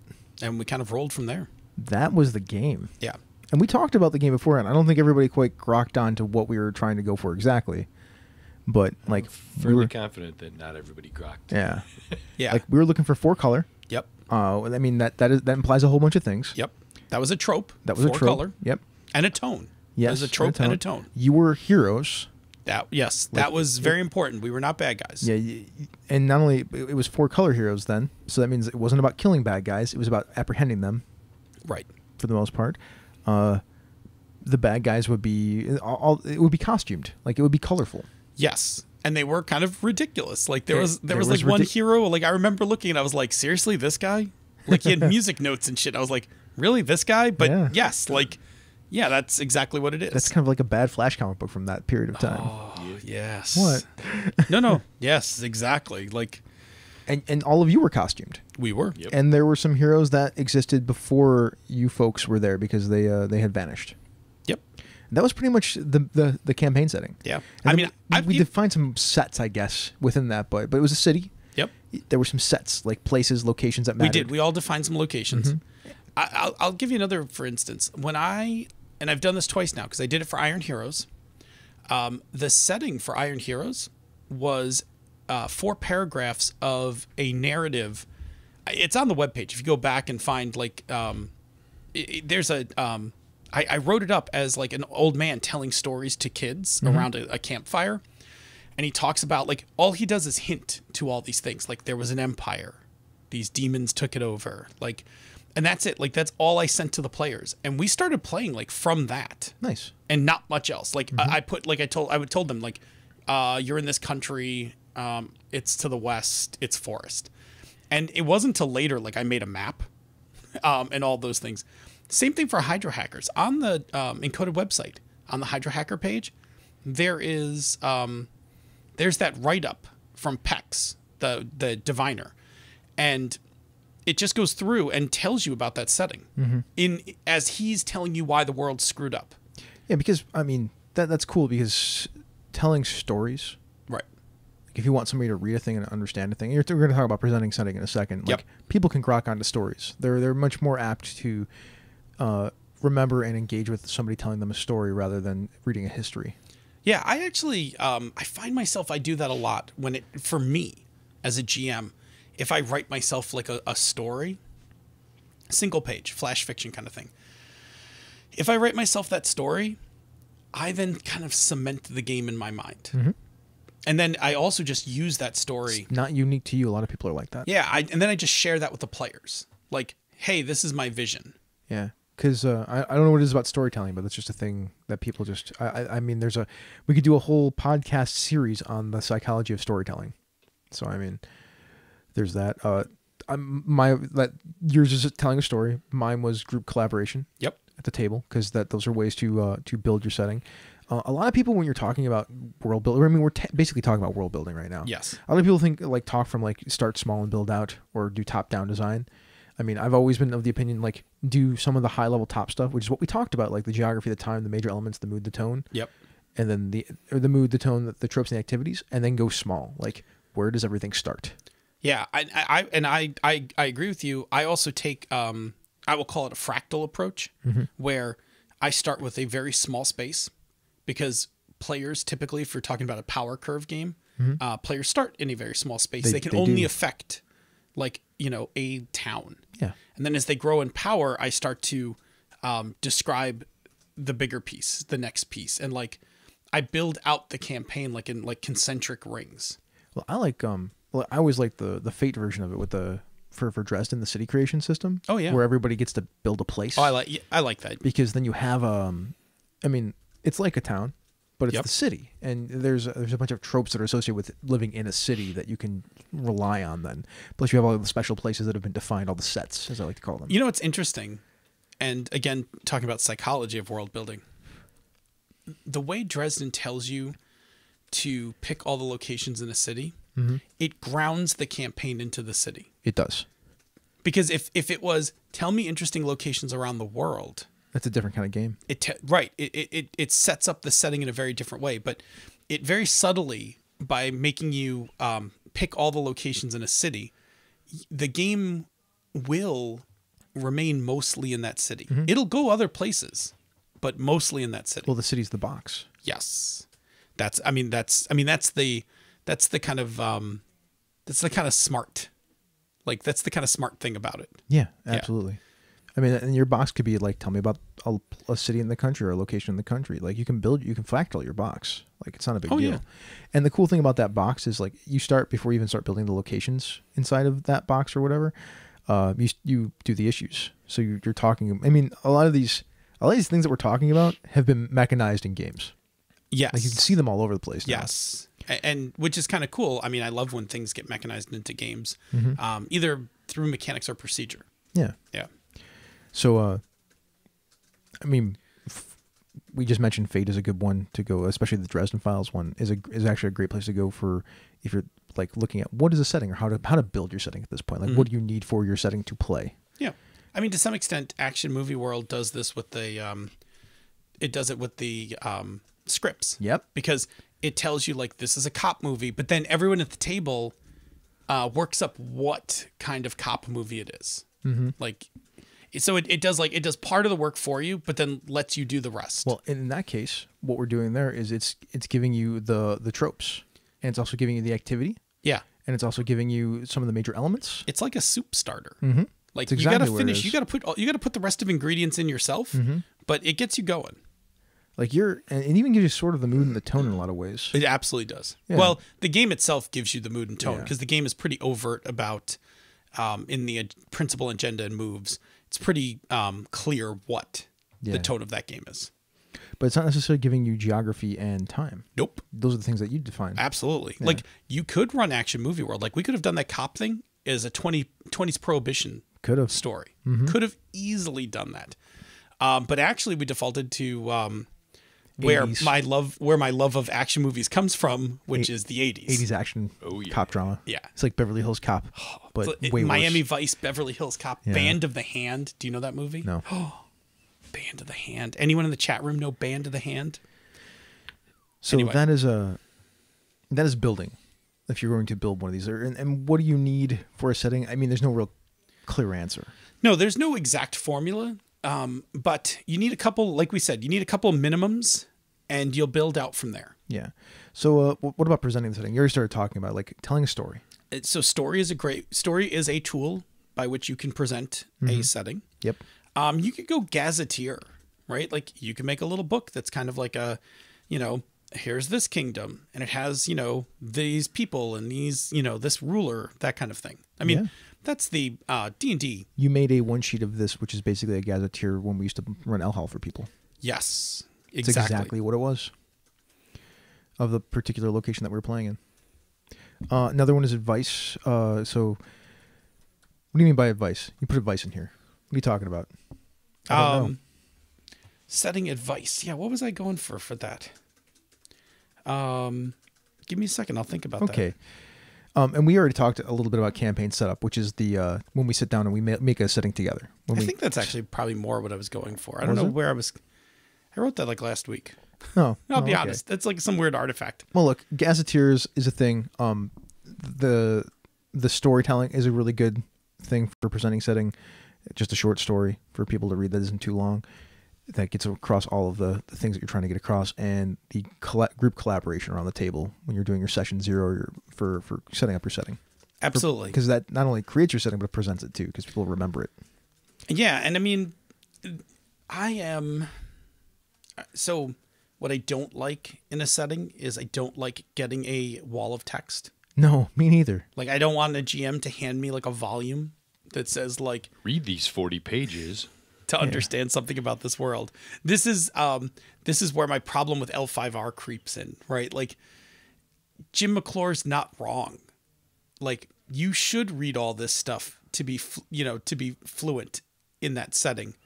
But I'm like, I look at it and then I'm like, it seems like a lot of work. Can't you give me the Cliff Notes version of that? That is the Cliff Notes version. One of the biggest problems with L5R is that we have very few touchstones, so you actually have to do a lot more work. And that's because it is an Eastern setting and not a Western setting, so there are less tropes. I honestly think that I would have a lot less hard of a time playing L5R because I actually really enjoy Japanese culture. Yes. I mean, I do too, so I kind of hope that through literature and things like that, some of those tropes I get already. Yeah, I mean, I've either watched or read a lot of Eastern fiction, so. I mean, I have a small, not so small stack of black and white samurai movies that I have consumed over the years. Like, I love that setting. So to some extent, those are pieces I get. If you don't love that setting, or if you've watched certain things that have been corrupted by Western ideals. Well, here's the thing, right? So your ability to grok a setting... Not even corrupted, just changed by Western ideals. Yeah. Your ability to grok a setting has a lot to do with what tropes you already understand. Yeah. Like running a Marvel superhero game is going to be difficult it's not going to be difficult. It will be harder for you to understand the MCU if you haven't seen any of the movies. Mm-hmm. It's harder to understand L5R if you don't have some passing understanding of Eastern culture, Japanese history, that kind of thing. Mm-hmm. It's not exclusive to that. You're just going to have to do more work. Yeah. And that's why one of those things, like when I'm learning a game, I go into that genre immersion thing where I just consume media centered around that, because that's what helps me get those tropes faster. It's funny. There's only one thing you can consume media on that I can think of for Headspace. For Headspace? Yeah. Sense8. Yeah. Yeah. You got to go watch Sense8. That's like the only thing that exists. I mean, I'm sure there's probably some comic books that I Cyberpunk don't know. and Sense8. Yeah. Like, that wasn't Mark's intent, but it helps. Yeah. Like, go watch Sense8, then go read a bunch of Cyberpunk, and then just put those two together. And then you'll start understanding. Just however they talk in their heads in Sense8, it's implants. Yeah. Done. But yeah, that's that's the thing. Like, I mean, when I ran Night's Black Agents, I watched a bunch of Bourne because that's all in Europe. Started to get that feel for what does a European city look like, because I'm going to have to explain these things to you. Yeah. Yeah. So that's probably the other piece, which I didn't have in the list, is presenting setting also doesn't hurt if you have an Appendix N. Yes, Appendix N is a good thing to have. So have a list of movies, have some books, have some things that people can grab as tropes. When I ran my heist game, we consumed like a ton of movies about like Ocean's 11, The Italian Job, things like that. That all kind of fed into those tropes and the setting. Okay, I'm good. All right, well, that's our topic then for the day. It is our topic for the day. Chat Room for Life, tell us some stuff. Do they care? There's a lot of caps. There's a lot of caps going by. There's a lot. That's Senda then. That's Senda, yeah. I was helping out because Senda made a reference and I followed up on it. Yeah. Did anyone get my Band of the Hand reference? So no. Do we? Is there anything worth mentioning from the Chat Room for Life? Yes, absolutely. Back earlier in the topic, Ange said she has a question. How important do you think Ange. setting is for any particular game? I've noticed some Powered by the Apocalypse games like Masks are coming tied to a specific setting now. Is it important that I play that game in Halcyon City, Or can I still run a good game if I transplant it into a real world city? Well, I don't know because I haven't looked at I've read Masks a little bit, but I haven't played it, so I'm not really sure. Extrapolate that out to, any other game that has its. I can't think of a single game that I can right now off the top of my head that I can talk about that has an implied setting that you can't just pick up and put somewhere else. I think it can be done. I think that I think you can always do it. That's my point. No, but I think the important part is that, and man, I feel like either we've talked about this or I've written about this as setting as a character. Like there are some settings where the setting is so important it's like another character, and I'll give an example in a second. And then there's other places where setting is like a backdrop. And so let me give my example. Setting as a character, Deep Space Nine. That station has its own character. Like the station actually goes through its own growth during the course of the series, and it's something that you come to take. Even the Enterprise is its own character in Next Gen, but Tatooine, Mos Eisley is a backdrop. Yeah, but I don't need to be on the Enterprise to play a Star Trek game. No, you don't. But okay, I think that's the question. Like, if I had a super focused game that was not Star Trek, that's the where role playing game. That's if I had Enterprise, the role playing game, like this is a tightly focused game about playing on the Enterprise. Then you can't play on something. Well, you still can. You just have to file the serial number. It's just a lot more work. It's more work. What you're basically saying is you'll remove the aesthetics, but you will keep the tropes and trappings. Here's the best example I can come up with right now. Yes. You can play the Star Wars role-playing game as something else and file the serial numbers off, but you still have to do some work. And you still have to retain the space opera-esque, the space opera tropes of Star Wars. The reason I throw it out there is because I know people are playing Firefly with the Star Wars role-playing game. Yeah. Well, those two aren't that... They're a little different, though. Like a little. I mean, it's not all space opera over on Firefly. It's space western, which is kind of different a little bit. I mean, some of the themes are different in that game, but it's still space opera. And then there's some things it's space opera. Never mind. I'll just go there. And then there's some things you don't have to file off, like the Alliance, the Empire. Yeah, I mean, like, so they're basically the same thing. So whatever, it's fine. The center of the universe is technologically advanced, and the outer rim is backwater. It's the same thing. Yeah. Never mind. So the answer is yes. There are ways to do it carefully. And the thing that you're trying to avoid is that you put it somewhere so different that what the designers intended for the game don't match up with the setting of the game anymore. Yeah. So I've never I can't remember how tied the rules are to Halcyon City, but I don't really think it'd be too different to be like, well, we're playing in a different city. Yeah, like we're playing in Chicago. Yeah, but it's still the same. Just do the Halcyon City things, but just do it in Chicago. Yeah. Yeah. But like DS9, like to me, like there are settings where there's settings that are backdrops, Mos Eisley, and then there's settings that are characters. Like Deep Space Nine is a character in that show. Hell, the show's named Deep Space Nine. Yeah. Harlem and Luke Cage. Yeah. Harlem is like a character. I mean, we're not taking that cap off that quite yet, but there is a salon coming up where we're going to get all geeked out on Luke Cage and talk about it in terms of gaming. Harlem is like a character in Luke Cage. You can take any space station anywhere and put it in a similar situation and not call it Deep Space Nine and still play that game. It would play out differently because of the choices. Because you're talking about how Deep Space Nine evolves over time, but if that wasn't pre-written in the game, then it wouldn't play out that way. I agree. I mean, playing differently isn't really the problem. Yeah. Like I can move anything anywhere and get it to play differently. It's play well. Like play to how it's designed. So, I mean, what is Deep Space Nine? But it is a location that is in a precarious situation with a bunch of people on it who are trying to keep it alive and thriving. So what you've just done is you identified the tropes. Yes. And now if I just match the tropes up with a new location. Babylon 5. Bam. Done. Yeah. Or it's the outpost on the Arctic frontier. Yeah.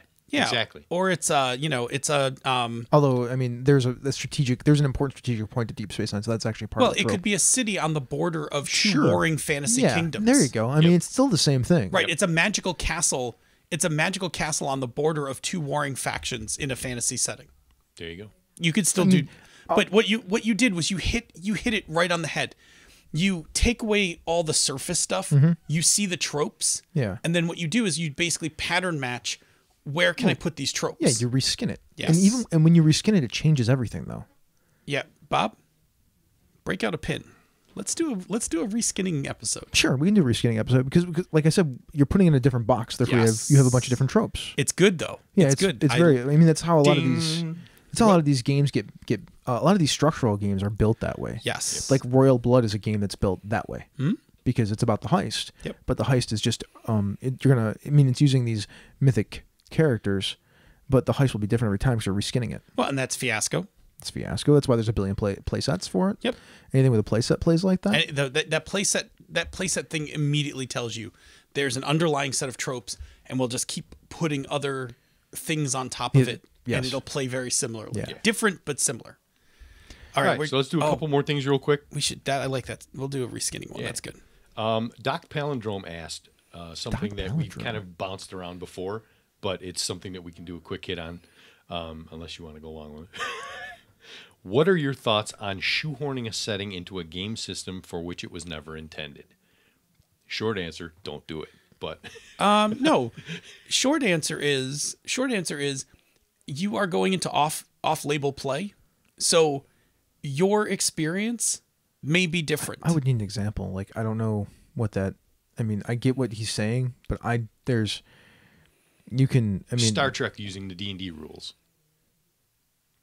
Oh, that we have a long answer for that. That's got to do with Shoehorning a setting into a game system for which it was never intended. Yeah, they did that. They did that. Those Stars Without Number. No, they did that, but didn't Decipher use the D20? No, Decipher has a system that is D20-esque. Yeah. But it's actually its own system. Okay. It uses 2d6, but it has classes and feats and stuff like yeah. You can see the overlap. But like Height did a Height in the team that did that. I mean, it's no, so but played. I mean, I think people saying like take the go take like the 1E player's handbook and go play Star Wars. Like the Paladin is a Jedi and the or the Wizard's a Jedi and I mean, really the answer is like how much work do you want to do? Essentially, that's it is. It's a factor of work, and it's a factor of understanding that neither the setting is going to work the way you want it to, nor the mechanics are going to work quite the way you want it to. And the question is, can you build the two together into something that you're not going to hate? Yeah, I'm not convinced that you can play a good Clone Wars game with the Star Wars rules as they are right now. I would buy that. Because the Clone Wars are a military story game. Yeah. They're war stories. And there are better mechanics that could address that. Yeah, and what I mean, maybe you could. Maybe if they built a game just for that, but there's a reason why there's 3 books. Uh-huh. There's a reason why there's a scum and yeah, they're they're deliberate about that. Yeah. I mean, a lot of people think it's a money grab, and in some ways it's kind of a money grab, but there's rules in those. I mean, they could have probably stuck them all in one book, would have been like a 500-page book. Here's the thing I think that's smart, though. I would rather Star Wars. This is what I'll commend them for.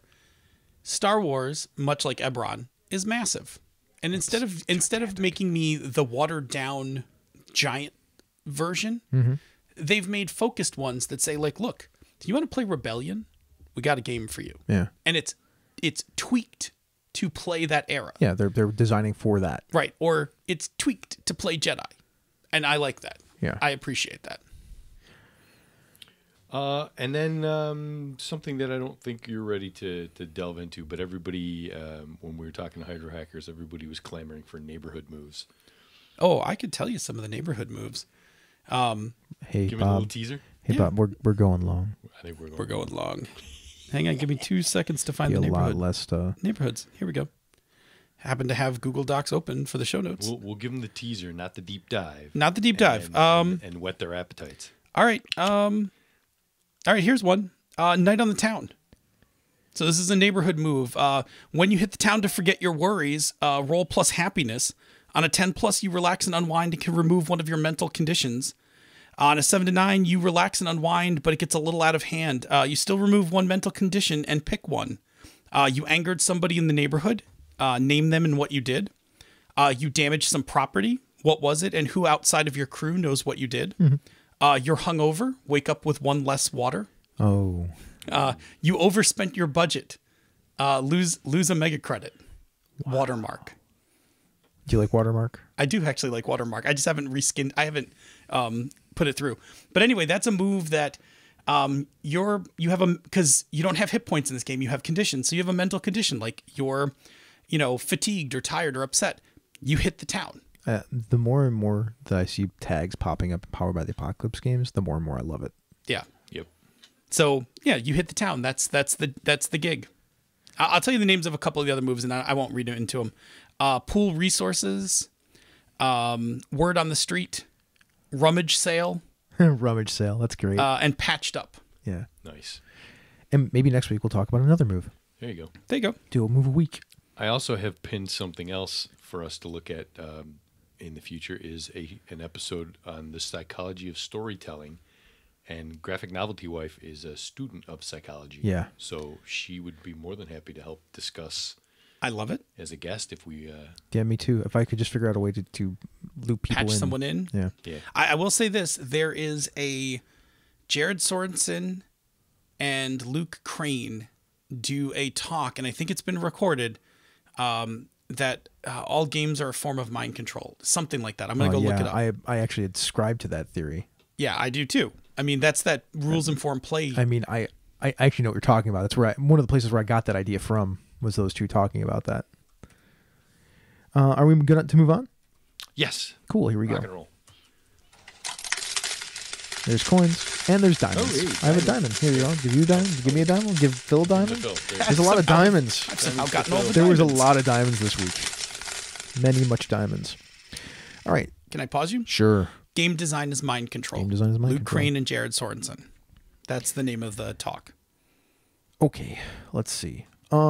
Weight loss challenge. Okay, here we go.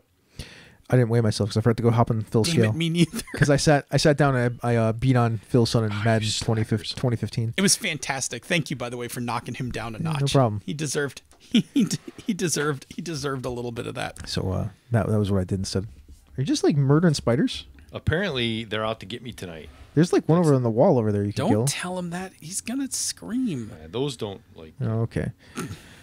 So Chris Shorb, 215.6. He's down a bit over 2 pounds. Oof, Very good nice. job. But he said it's because he weighed himself right after he had a forced day-long fast.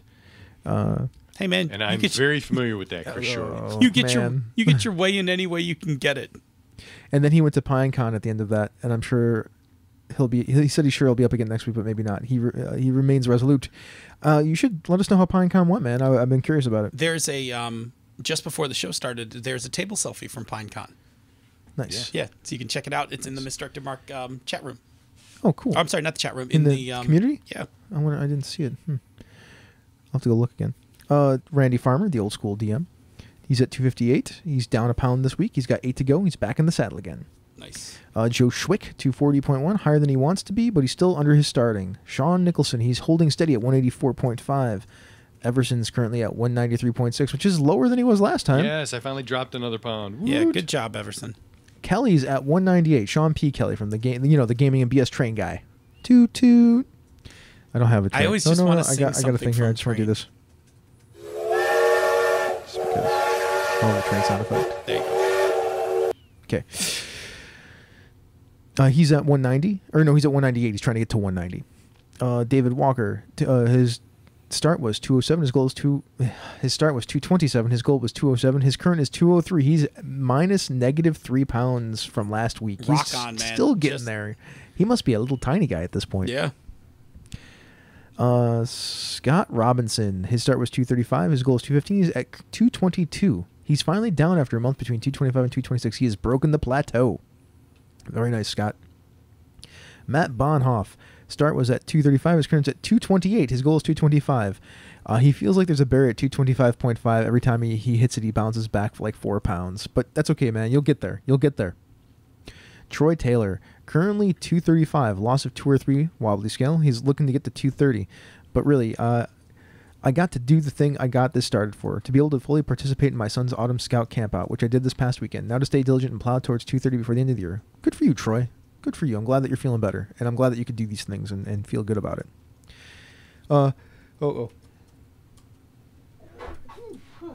Bless you. Sorry, everybody. PK, his current is 239. His goal is 230. He's got 9.7 remaining weeks. He's got this. He could do this. I know we can. All right, let's see. And there's just a whole bunch of people being awesome, trying to cheer each other on, getting things going, like David Walker, like being the cheerleader that he has been for us the entire time. I feel like I'm letting the community down. Like I'm not doing a good job. I'm not either. So I need to rally, but I'm doing a bad job. I mean, I know why I'm doing a bad job. I need to kind of turn that around. So Jared Rasher, he said, I hope you guys don't mind me jumping in on this. My goal is 220 pounds, at least initially, which is what I weighed when I got married back in 2005. I am currently at 240, down 1 pound from last week. Not a great week, but I'm moving in the right direction. Since I started back on September 12th, I'm actually down 21 pounds from where I started. Nice. Very nice. That's excellent. That's excellent. Good job, Jared. All right. Well, that's the weight loss check-in. Okay, everyone. I'm going to start getting on this, try to do better. Me too. Yeah. I figure out a way to make some magic I started happen. counting calories Do today. it. I started counting calories today. See, that helps. go. I should start doing that. I haven't. So for those folks at home, what I do is I have a log, an hours logged that I keep for how many hours I'm working on different things during the course of a week. On the bottom of that, I put calories. So now that's good. I log both because I work in 35-minute spurts and then I take a 5-minute break and I work in 35-minute spurts. Now I have the calories that I'm eating over the course of the day there too. I mean, the thing that's still, there you go. Put your hands on your head. You bump the mic. See, you did it too. I never bump the mic. I know it's a thing. Oh, So, man. I'm the only one, so I should just do this. Stop it, Oh, Bob. Jesus, Everson. I did that. Jesus. All right. Cheeses. Jesus. Jesus, that didn't help your count. It was tasty. All right. Can I move on? Is that okay? Yeah, go ahead. All right. It's good. Current Kickstarters. City of Mist. It's currently at, last time I looked, 35,000. I've played this game. This game is great. Good Nice. stuff. City of Mist is a tabletop role-playing game about ordinary people in a modern city becoming incarnations of myths and legends. Inspired by film noir and detective comic book genre, the game focuses on your crew's search for answers in a city that seems to enshroud everything in a false appearance, as well as the struggle between your character's normal life and the legend growing inside them. So here's the characters and the settings real quick. City of Mist is a game about ordinary modern people who discover legendary powers within themselves and around them. You play gateways to a mysterious legendary force, a mythos. Your characters are driven to investigate strange cases and unsolved mysteries. All the while, they are searching for answers to their own questions and trying to keep their personal lives together as their mythos calls them to break free and give in to its enigmatic power. But there is a mysterious force at work in the city that hides all that is legendary and makes it look mundane, the Mist, as well as a plethora of other awakened legends and their own agendas working against you. Will you manage to uncover the truth? Will you survive the inner battle of legendary and ordinary, and at what cost? Will your crew stay together, or will your personal goals tear them apart? So the game is powered by the Apocalypse. It uses tags, role plus tags, so it's a unique engine that puts cinematics at the center and is extremely easy to pick up even for those new to role-playing games. It's because of that tag system, it's got a little bit of Lady Blackbird and Fate in it. And it's really cool. Like your characters, and this goes to the non-linear part of the game, they are basically composed of these four ability cards, I guess you could call them. And each of the there's like these 4 sets of theme cards, that's what they're called. And there's some combination of mythos and mundane cards, and they are what give you your powers. But as you go through them, like they can take damage. Mm-hmm. And if they take 3 damage, then they go away, and you replace them with a card from the other side. So if it was a mythos card, it goes to a mundane card. If it was a mundane card, it goes to a mythos card. And if for some reason you ever get to the point where you have 4 of one or 4 of the other, that's when your character gets taken out. Oh. And either you come back, flip the other way at some point with 4 new cards. So like if you had all 4 mythos and you come back with 3 mundane and 1 mythos, or you're just gone. Like you've ascended or like quit the gig. Like it's really cool. It's a really cool game. It's beautiful too. Yeah, Jason Cordova and the gang over at Gauntlet have a talk about this. I know I haven't heard that episode yet. I want to. Lowell ran it and talked about some of the experiences from running it. Yeah, It's interesting. I ran it too. I didn't really get into the I have a better feel for it now after looking at it again, like because the tags are the part of the game where it's at, because everybody has tags that they can apply to the it's role. like it's that Lady Blackbird-esque. Yeah, but they have weakness tags now too that the game master can bring up or whatnot. But that's how you get marks, experience points. Yeah, so that's a thing. All right. Another Kickstarter. I just wanted to update this one. Bluebeard's Bride is at $55,000 right now. That's a thing. Yeah. So this is what you get if you back Bluebeard's Bride at a certain level. I'm not sure which one it is. I think I'm getting all this stuff for my $20 backing. There are 2 new playsets. There's the Dark Carnival and there's the Condemned Asylum. The deck of objects is currently at 55 cards. There's going to be a Roll20 overlay for Bluebeard's Bride. There's a book of rooms with 45 rooms total in it with 90 pages being that book. And there's 78 cards in the Tarot deck of Servants. Sweet. And for those who want more information on this, Darcy Ross interviewed Whitney Strix Beltran about the game over on Gnome Stew, and I'll have a link in the show notes to that. And I hear rumor that there are going to be some pandas talking to Whitney too. We are. This weekend, we're going to be talking to Whitney. She's going to join us. She's going to join Senda and I on Pandas Talking Games. And we actually took your advice. We're going to talk about fairy tales and horror. Nice. And kind of the cool way that Bluebeard's Bride brings both of those together. Very cool. All right. Another little community thing that I did for everybody. We did this thing with hashtag one tweet adventure. So hashtag the number 1 tweet ADV for one tweet adventure. If you would hashtag that, I grabbed the hashtags. Now I'm going to read some of them. So Gaming and BS, they tweeted out, set Bob on fire. Hang on a second. We talked about this. Challenge accepted. That's an adventure, apparently. Oh, it'll be an adventure. It's like the heist of setting Bob on fire. Dun, dun, dun, dun. Dun, dun, dun. Hi, Bob. Yes. I feel It wasn't us. It was them. They did it. I feel somehow you led them on. I feel somehow responsible for this. That's totally your fault. I'm almost sorry. Almost sorry. So the Rainmaker Tony said a group of teen spider worshippers are discovered in the ABC burbs, or ABQ burbs. Infiltrate and assess the growing cult threat. Nice. Yeah. Troy Pitchelman, sorry, from Cypher Speak. Lady walks into a bar with guards, points a finger at you, and says, "He's the one, the father of my unborn child." Nice. There's a good one. We'll do Dave Mondello, Tangent Twin Dave. A cyber terrorist only known as Horse Chopper is rampaging across Europe, hacking systems and disemboweling people. Stop him. I know how to stop. I'm well aware of where that came from. Yeah, me too. Tony again, the Rainmaker. When mining the old libraries, a program gets their foot stuck in the compiler. Hold off the nulls and rescue them. Yeah. Okay. Yeah, I dig it. Blake Ryan. Thousands of giant ticks infesting Wood Elf Treetop Town. It's a good adventure. One tweet adventure. Ugh, ticks. Ticks are gross, yeah. Ticks are gross. Here you go. Sergeant Strange. Heist to grab an object. 5 factions are after the same assumed object at job site. 5 different potential objects. Nice. That's a good one, actually. Oh, here's one. This one's a little political. Xavier Yeats. Trump presidency. Need I say more? Well, that's a time traveling adventure. That's totally a time traveling adventure. That's where time travelers come back to fix, what's about to go wrong. Absolutely. Here's the graphic novelty wife. Escape from a totalitarian city through the sewers without encountering the city guard, or worse. Yeah, or worse. That totally if you're in the gonna be or sewers, worse. it's worse. There's going to be a Toyu or Odiug or whatever you want to call it. I love Odiugs. They're like one of my favorite D&D monsters. They're the trash. Shambling mound, man. Shambling mounds are not nearly as bad as Odiugs, man. On fire. That's terrible. That's also terrifying. Also, Odiug that you set on fire has all that methane gas. It's potentially dangerous. Yeah. You lose a city block like that. I got one. I tweeted one. I actually tweeted a few, but I'm going to read one. Valagor, Admiral of the Draconis Space Navy, moved his second feat to the Carrick system where you're trying to smuggle weapons. That's mine. All right. So those are one tweet adventures. Thank you, everybody. And if you want to throw some more out there, everyone, I will keep trolling that tweet tag for them. All right.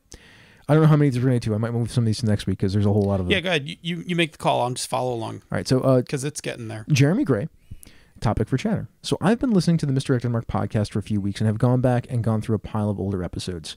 Dungeon World has been sitting on my hard drive since I grabbed the PDF from drive-thru out of curiosity. Now I'm keen to run a Powered by the Apocalypse game. Is Dungeon World the best one to start with, or is there one that's generally recommended as a good place to start if you're new to the system? What do you think? I think it's perfectly fine. In fact, I think I've said is it this. The best one? Yeah. I mean, here's my argument for it. It's a straight up solid Powered by the Apocalypse game. It has very little. It's not radically different. Well, if you're familiar with D&D, you know all the tropes. Then that's the part where it's great because you can not have to worry about the setting and just focus on how to run the game. Yeah. Because you know how to do the other part. And just Most remember, it's not a game about dungeon crawling. It's a game about a story about dungeon crawling. Right. But that's the cool part. The cool part is, the tropes. Like, you're going to know the monsters when you look them up in the book. You're going to know things about dungeons and goblins and shit like that. So you don't have to worry about that. Your brain can just leave that part on autopilot and focus on actually running the game cleanly. It's actually it is my favorite on-ramp into Powered by the Apocalypse games. Yeah.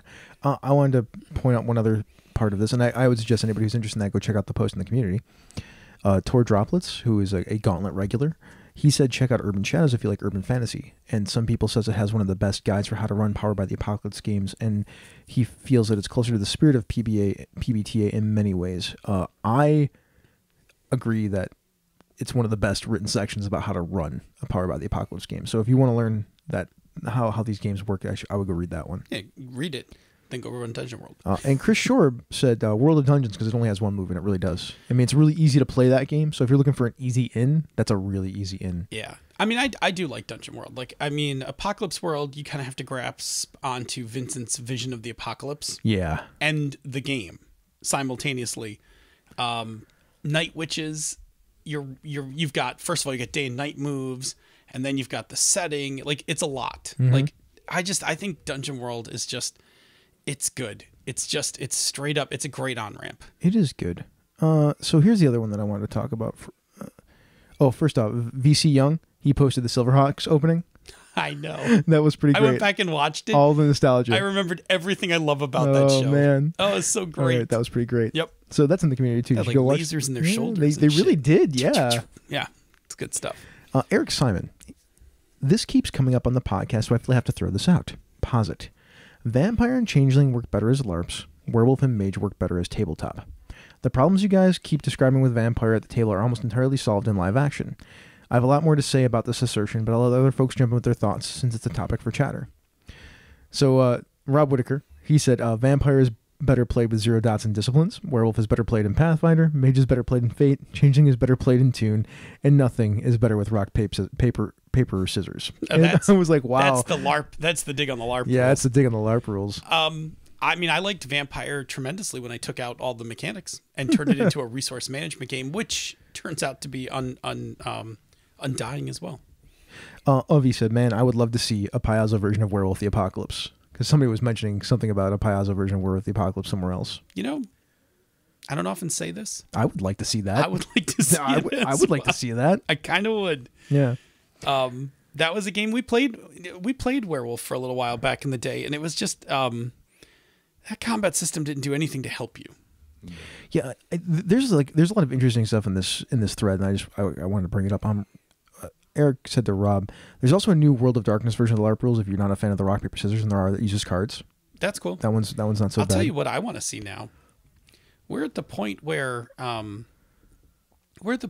app could be the minimum buy-in for a LARP. Yeah, like a 99-cent app or a $2 app or whatever. I don't care whether it costs or not, but I mean, the idea being that we did rock paper scissors back in the day because you weren't carrying dice, you didn't stop and sit down at a table, and so you needed a resolution mechanic, and that's the simplest resolution mechanic we all know with two hands. That's true.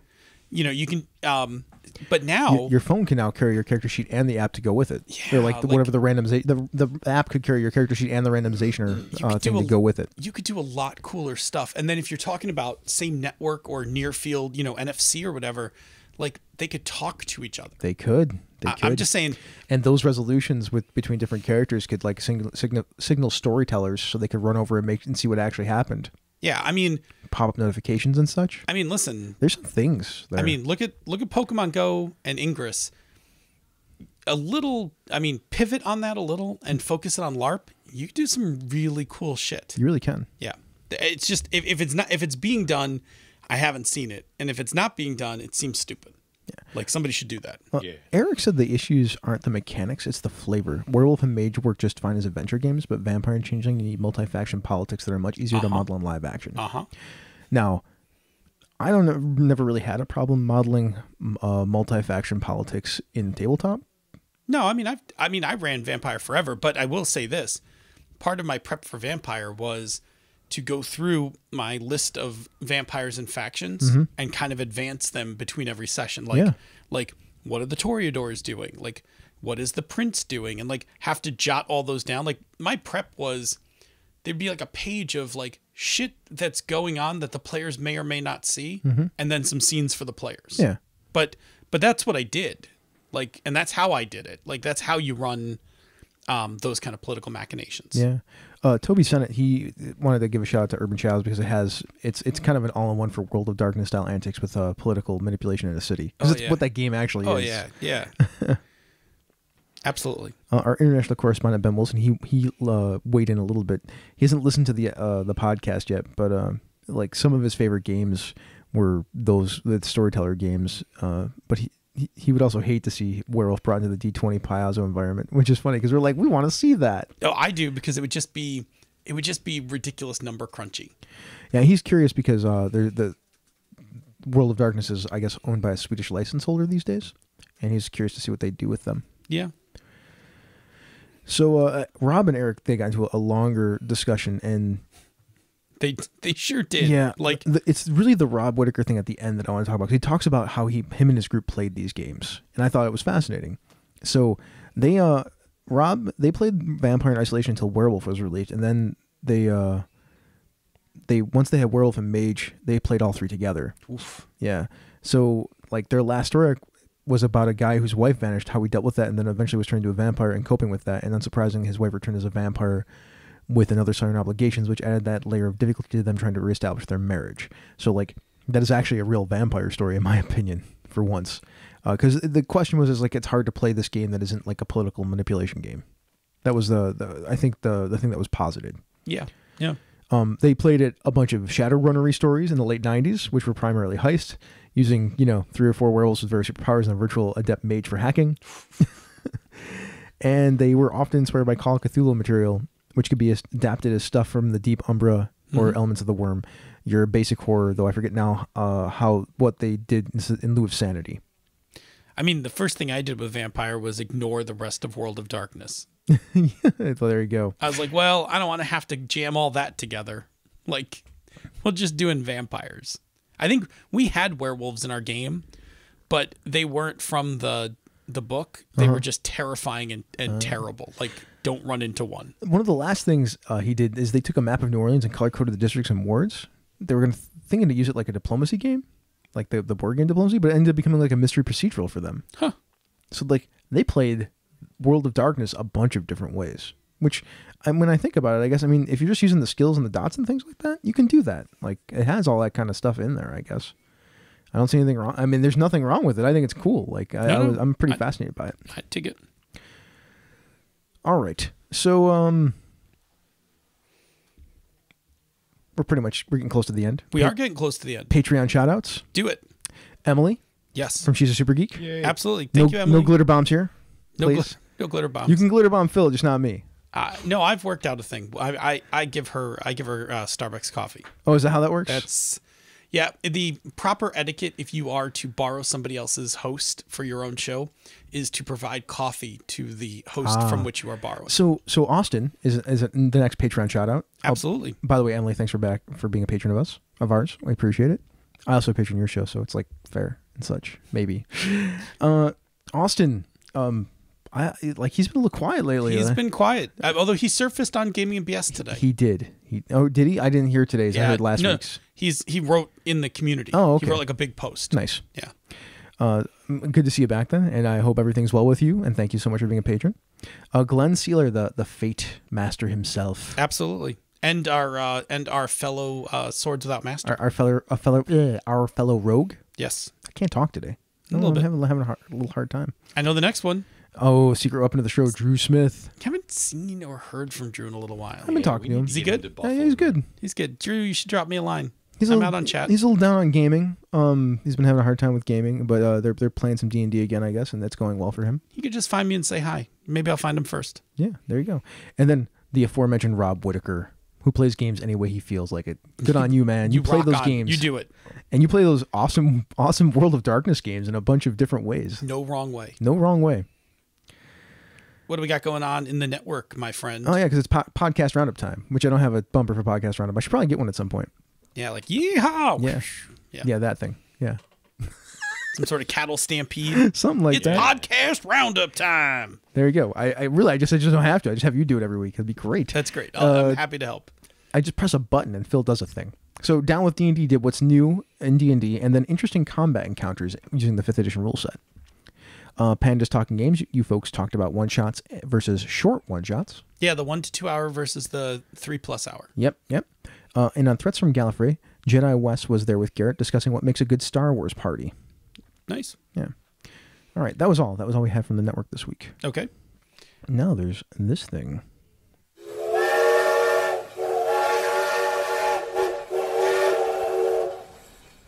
So on Gaming and BS, this is a moment of Gaming and BS where we talk a little bit about what we liked in the last Gaming and BS. Well, not the last one, but the one before. Episode 110, Traps. Yeah. It's a trap. I'm sorry. It's a trap. By the way, it was pretty okay. They did a good job. And they actually made that reference too. And they also referenced the indie reference where he went through the temple in Raiders of the Lost Ark, came out, and Belloc took his stuff. Yeah, actually, that was the thing I liked. They took it beyond just the traditional mechanical trap. Yeah, they talked about all kinds of traps. They kind of talked about ambushes, double crosses, those kinds of things. So it was good. Like they kind of like blew that out a little. Sean tried to do an Australian accent, and he sounded like a drunk farmer. I love his Australian I accent. hope he does that every week. Yeah, please do that every week. That's when he does mongrels letters. Yes. Yeah, pure mongrel. Don't let Brett discourage you, Sean. No, you never. keep working on that accent. Keep doing that Australian accent. If you don't do it every week, I'm going to be kind of disappointed. Yeah, no, must do that.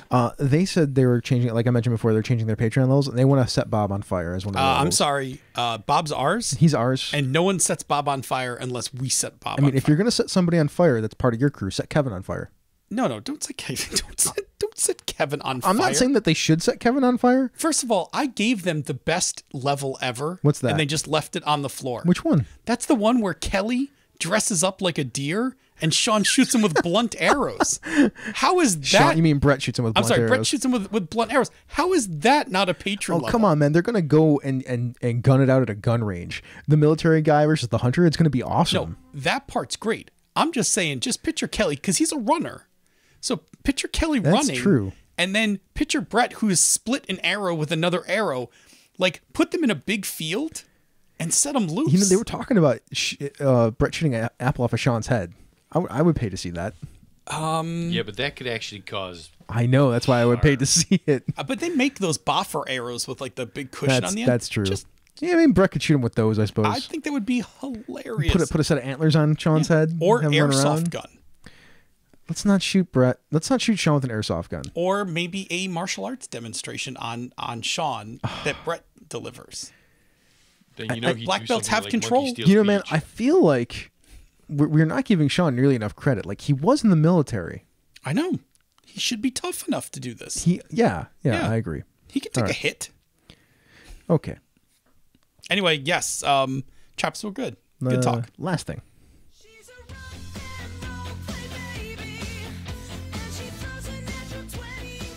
So a day after we recorded, Royal Blood came out, the last part. Yes. And it was the last episode. It was us stealing the chariot from the chariot. The golden, I loved it. The golden Tesla car. Yes. And then there was a whole bunch of conversation about safety at the back end of it. Yeah, there was Cinda and I recorded that weeks later. It made me angry to listen to it. Did it? I didn't listen to it. Yeah. I couldn't bring myself to listen to it again. I was upset. I don't blame you. That's exactly why I didn't listen to it. Like, mostly because it makes me look like I'm a bad person. You weren't. I mean, that's the thing. That's the thing that we talked about at the end, right? Like, first of all, we're all really good friends. Yeah. We all know each other, and we're all experienced GMs, and it happened. It's just a thing. I mean, I think the cool part is that at least for people who've never seen a safety fail happen at a table before, there's like a clinical, now there's like captured. Yeah. Like you can see it. Mm-hmm. Although Emily said to Senda that it isn't as obvious unless you actually really know everybody. Yeah, it's not. It's a little more subtle because we actually managed to get through that game. Mm-hmm. But if you listen to it and then listen to our episode where we talk about it and then listen to that kind of last piece, you can kind of piece together that whole thing. But you're not terrible. Like, it was just a thing. No, I know I'm not terrible. I know. Well, I mean, I'm sorry if it makes you sound terrible. You're not terrible. I still love you. I know. I want a game with you. I know. Do you want a game? Yeah. Do you want to get rid of these people and we'll just get some game? Yeah, sure. Okay. Okay. Yeah. Push the button. Let's get out of here. All right. It's time well, to game. what's going on in the chat room for life? Oh, all kinds of fun Yeah. things. I listened to a metric ton of podcasts. I'm not talking about them today. Okay. They, Flatverm.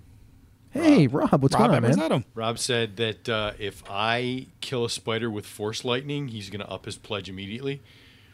So if we can get that to happen. Emperor Bob over here. Bob, I just need you to point at something, and I will get some After Effects going on the YouTube video. Like that would be great. You're not going to do that. no, I'm not. But I can point ask it again. But I can ask my cousin Kevin to do Can it. you point it again? That's as much After Effects as you're getting. Hey, I actually have access to that stuff. Absolute power. Absolute. Absolute power. Oh my lord! I think What we're is done. going on? Is that it? Are we good? I think we're done. We'll go to the after on show. Pandas Talking Games, I did the Boss Nass You imitation. did. Oh man, that was pretty good. All right, well, thank you everybody so much for listening to us this week. We appreciate it, and happy Halloween. As always, if you're free on Tuesday evenings, 8:45 p.m. Eastern, 6:45 p.m. the Queen's time, you're welcome. Come join us live on Twitch, where you can chat with the other listeners in our awesome, so awesome chat room for life, and occasionally even ask us questions. Yeah. If you cannot make it to the live show, check out our podcast each week wherever you get your podcasts, and take a listen to some of the other shows in the Misdirected Mark Network, such as Down with D&D, Threats from Gallifrey, Advantage to Insight, Pandas Talking Games, and Cypher Speak with Darcy and Troy. You can and should also check out some of our brother and sister podcasts. She's a Super Geek, Talking Tabletop, whenever it comes out again, because it wasn't out today either. Although I hear there's going to be a new show coming up very, very shortly. The Shrieker, Knights of the Night, and the always amazing Gaming and BS. After you've heard the show and want to violently object with us, please leave us some feedback. You can reach us directly at chris@misdirectedmark.com. That's me. Phil at misdirectedmark.com. That's him. Send all your pictures of peanut butter and jelly to bob@misdirectedmark.com. He's over there. You can check out our Facebook group. You can also hit us up on Twitter at DNA Phil, at Robert M. Everson, at Misdirected Mark, and at The Light 101. Where you can get your PMJ all day long. I like that. That's good. You're only getting PMJ from me from That's now good. on. I like that. You've changed your format? Yeah. Yeah. Light 101's gone to an all PMJ format. All PMJ I think it's format. excellent. Good. Yep. I'll be tweeting you tomorrow. Nice.